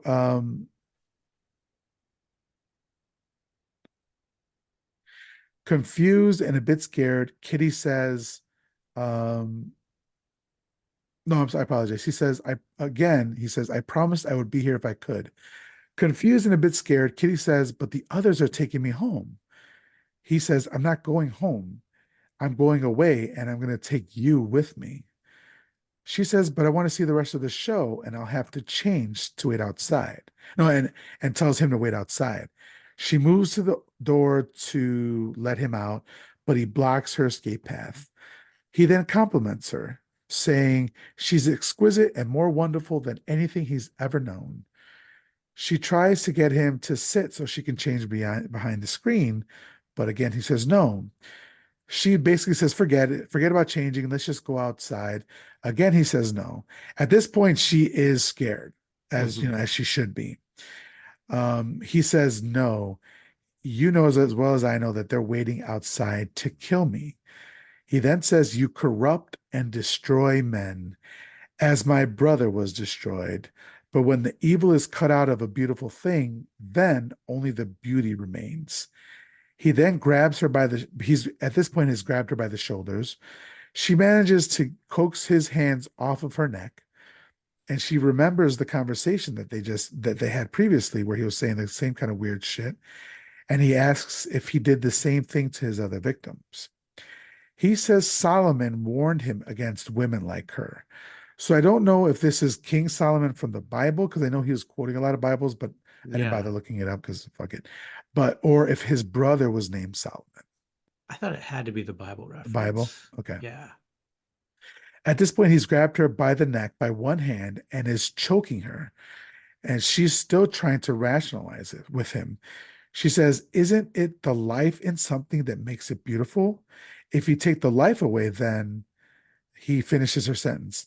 Then it becomes still and even more beautiful. She says she'll be still for him, which, Jesus, what a fucking line. It was so Oh yeah. creepy. Yeah. I was taken aback by that line. I was like, Jesus, like she's begging for her life here, basically. I will be still for you. I will play dead for you. And that's not enough for him. He says, I love you and I hate the evil in you. Love is very close to hate. He then she like starts to be actively terrified here, and he says, "You have no reason to be afraid." I believe she has every reason in the world to be afraid, Oh buddy. yeah. So he's choking her, and at this point, she starts to yell out. And do you remember what happens here? They all bang down the door, and the inspector has a gun for some reason, even though he said he did not carry a gun earlier in the movie. It's an unexplained gun. They wing him, and he books it the fuck out of there. And everyone's running around the theater. The inspector has the gun, and somehow they end up with she's down being comforted, and he's on this catwalk with this series, and he starts collecting sandbags. And he gets three of them together, and right before he drops them, someone spots him, and she gets out of the way, and we see the sandbags destroy the couch, and the inspector sees him and just shoots him four or five more times. Yeah, yeah. So at this point, there was like great use of shadows and angles because Oh he's yeah. hiding. Like, yeah, at one point he hides behind doors and all that sort of stuff. But right, that all that stuff on the in the rafters is happening. Um, Warwick fires and hits Slade again twice more. Mm, So the mob of policemen slowly advance on him, and the score, such an excellent moment here. The score, which at this point was like ramped up and going, like loud yeah. orchestral score, just goes silent here. And all you hear is Slade's heavy breathing as the police get closer and closer and closer, and they've wrapped their coats around their arms to protect them from the Ripper's blade because he's pulled out his knife at this point. All pretense has fallen. He is now the Ripper, or at least the Ripper that they've been calling for this movie. And then just silent. His breathing is getting more and more ragged. Suddenly, the crowd of police swarm him, but Slade jumps through the window behind him into the River Thames below. Later, the police are at the river looking for the body. Kitty says that Slade had mentioned to her deep water was restful, full of peace. The river drew him. The river drew him even in the end. The inspector says the river sweeps the city clean. To which Kitty says it carries things out to sea and they sink in deep water. Mrs. B says, if it was him, I'm glad. Then we see a body floating in the river. The end. So I wanted to go back to before this Yeah. little section here, that scene of like him up in the rafters and the police, slowly advancing on him. What did you think of that? That was a good scene. Very tense. and I like the jackets. It felt like a bit of realism in a film that did not always go after realism. Yeah, that's a great point. I love that. It's the little thing. It's like, oh yeah, Hmm. if they're going to be approaching a madman with a blade, they need to protect themselves. And what do they have? It's just going to be their jackets. Just thought it was great, and just the acting by Laird Cregar here in this scene, Yeah. just I mean, masterful is it's just so good. I mean, the he looks at I kept thinking like he looked like a cornered wild animal, right? And he was willing to strike at anything that came near him. So when we first got I have two dogs, Chewy and Chente. Yeah. Chewy, the we hadn't had him for 24 hours yet. We took him for a walk and he got off of his harness. So, and he's a fast motherfucker, and I am a fat motherfucker, so there's no catching him. So we ended up cornering him by this school like building 3 or 4 blocks from my house. And I called everybody. I called my neighbor, I called Zach. I'm like, I need people to help me. And, and I was like, we're gonna go and reach for him. We're gonna grab him. He's not gonna bite. He's not gonna bite. The look on his eyes of like when we were reaching for him, that's the look that I saw in in Slade's eyes. Just Yeah. a cornered animal. Just amazing. I just love that scene. It was great. Yeah. So okay, so then that's the end of the movie. I guess what why do you think that Mrs. B said if it was him? I'm glad. I think they're still trying to play it. Like it could have not been him because I think there's this like weird outside possibility that Jack the Ripper is going around killing people, and this guy has killed his brother's girlfriend, and he's almost killed the woman that he sees as seducing him, who's obviously like she's just existing. She's not seducing him, and he likes her, and that's not her fault. Um, but he attempted to kill one and he killed the other, and that could have been all he ever did. I Mhm. think is what they're trying to imply. And honestly, hearing you narrate it again, I think that that is a possibility, Yeah. a weird outside possibility. I don't think like it's weird because some things they just telegraph to us and other things they don't. Those one of that's one of the things that they didn't really like. There's a chance, a small chance that he wasn't the killer, but if you just watch it without really thinking about it, you're like, oh yeah, he was the killer, obviously, right? But they even said like when Inspector Warwick took that painting to his boss or whatever, the boss was like, that doesn't prove that he's a Ripper, just proves that he's connected to these two crimes, you know. So like you're Yeah, saying, he could have killed the woman that he could have killed the woman that was quote unquote responsible for his brother killing himself or whatever or dying, and then he could have attempted to kill Kitty Langley, but we don't know. But I don't know. I don't think it was successful. I don't think they were successful there. no, I agree with you. I think that, I mean, in general, I think there was good scenes in this movie, but overall, I didn't think it was a successful for what it was. Yeah. So I think it So had, go ahead, go ahead. no, no, no, please, please. I think the biggest thing for me was just the tonal clashes. And then like the kinds of scenes where it was like, I guess this is a tonal clash too, where he like hears that the bag is how they're going to identify the killer, and he like runs upstairs. Like you said, he goes backwards through the hedge like Homer in that meme.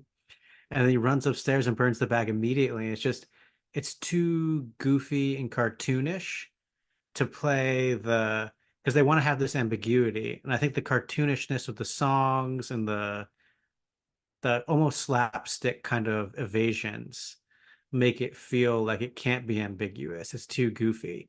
The other stuff is too obvious for me to have this ending that's like totally ambiguous, you know?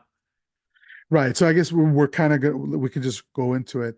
Um, Overall, we're going to rate it in a second, but so like overall, what did you think of the movie? I think, like you said, the guy who plays the killer is phenomenal, and the woman who plays Kitty, I think they're both great. I think script wise, it has some like misogyny issues that leads to two-dimensional characters. And then it has like the tonal clashes, which were an issue for me. Yeah. Because I think it could have been really fun if they played into the camp more. And like I Yeah. wish they'd almost done that instead of like trying to have the tension and the ambiguity. But they had to have one or the other, I felt like. And because when they went for both, they didn't think it landed as well as it could have.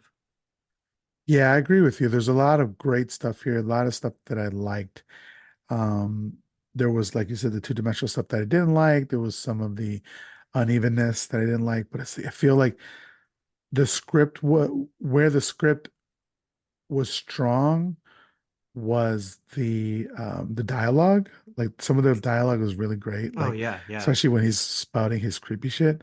Um, so there's that. But like overall, I enjoyed the film. It lost me in some parts. So I guess we can go into ratings. Out of five upside down crosses, Five. what would you give The Lodger from 1944? We like to do halves. You can do halves, you can do quarters. Let's do two and a half. Whoa, two and a half upside down. I was not expecting that. Okay. Do you think that's too So high or too low? no, two. Well, for me, we all have different ratings, like Oh yeah. what it means. For me, two and a half means is the beginning of a terrible movie. Like two and a half and Oh, below. Like, I know for some, like I know realistically on a scale between one and five, two and a half is middle, which is like a C, or I would yeah. assume. But I understand that. But in my mind, for me, the way I do ratings, how I've always done ratings, two and a half is like bad movie, the startings of the bad movie area. So that's why was Oh yeah. I surprised. mean, if I were to give it a letter grade, I'd go C minus probably. Okay, yeah, C yeah, minus, that's yeah. understandable. For me, I'm gonna give it. I have to give it three and a half upside down crosses, and this is really high. But for me, I think that Laird Krieger as Mr. Slade really charmed me, really wowed me. He's somebody I'd never heard of, somebody I Yeah. was not familiar with at all. Just an immense talent. He just floored me. I just his portrayal of Slade, Mr. Slade in this movie is just excellent. And of course, Merle Oberon, I really, really enjoyed her as well with what she was given. I think she did a great job with it. The direction was great, the cinematography was great. It did lack, like it was uneven in a lot of places, and it did have some sexism in it, but it's like 1944. I know we Oh can't say yeah. that, I know like we can't say, oh, that was a time. I get it. But like what else are you gonna say, man? I don't know. But I enjoyed it. I enjoyed it a lot. I feel like I was disappointed because I feel like it definitely could have had a higher score from me, but because of all the things that we mentioned, it definitely suffered a lot. But yeah, three and a half upside down crosses for me. So then what I would ask now, Ryan, is we ask for a movie in a similar vein to this. Basically a movie that you think would do a great double bill for this. So, Uh, okay, Ryan. So for you, what would be a movie you'd recommend in a similar vein to this? Like I said, a good double bill.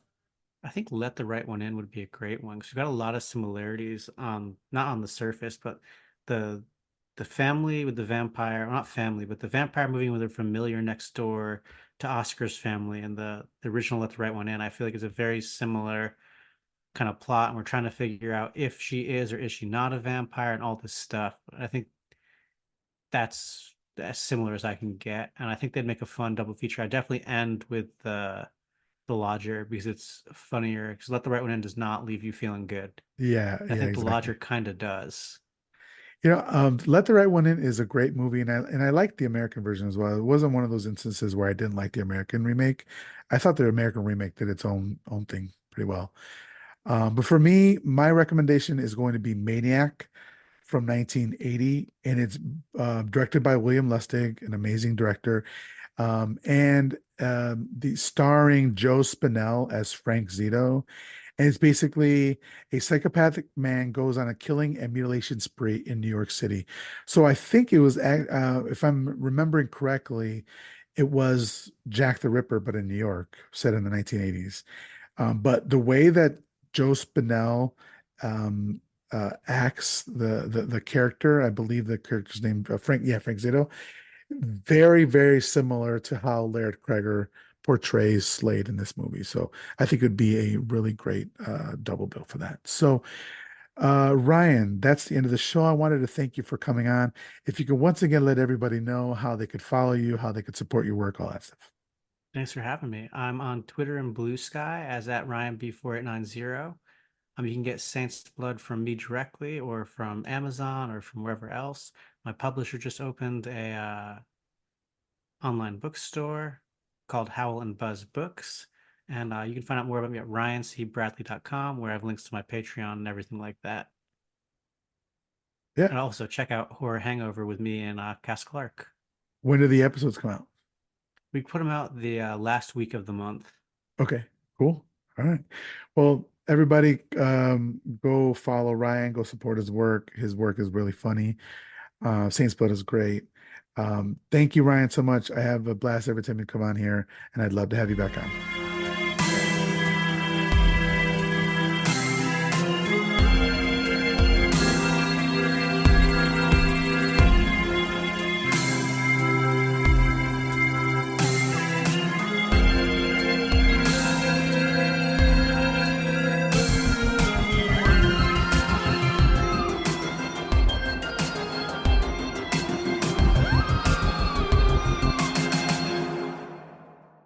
Live spooky, die spooky.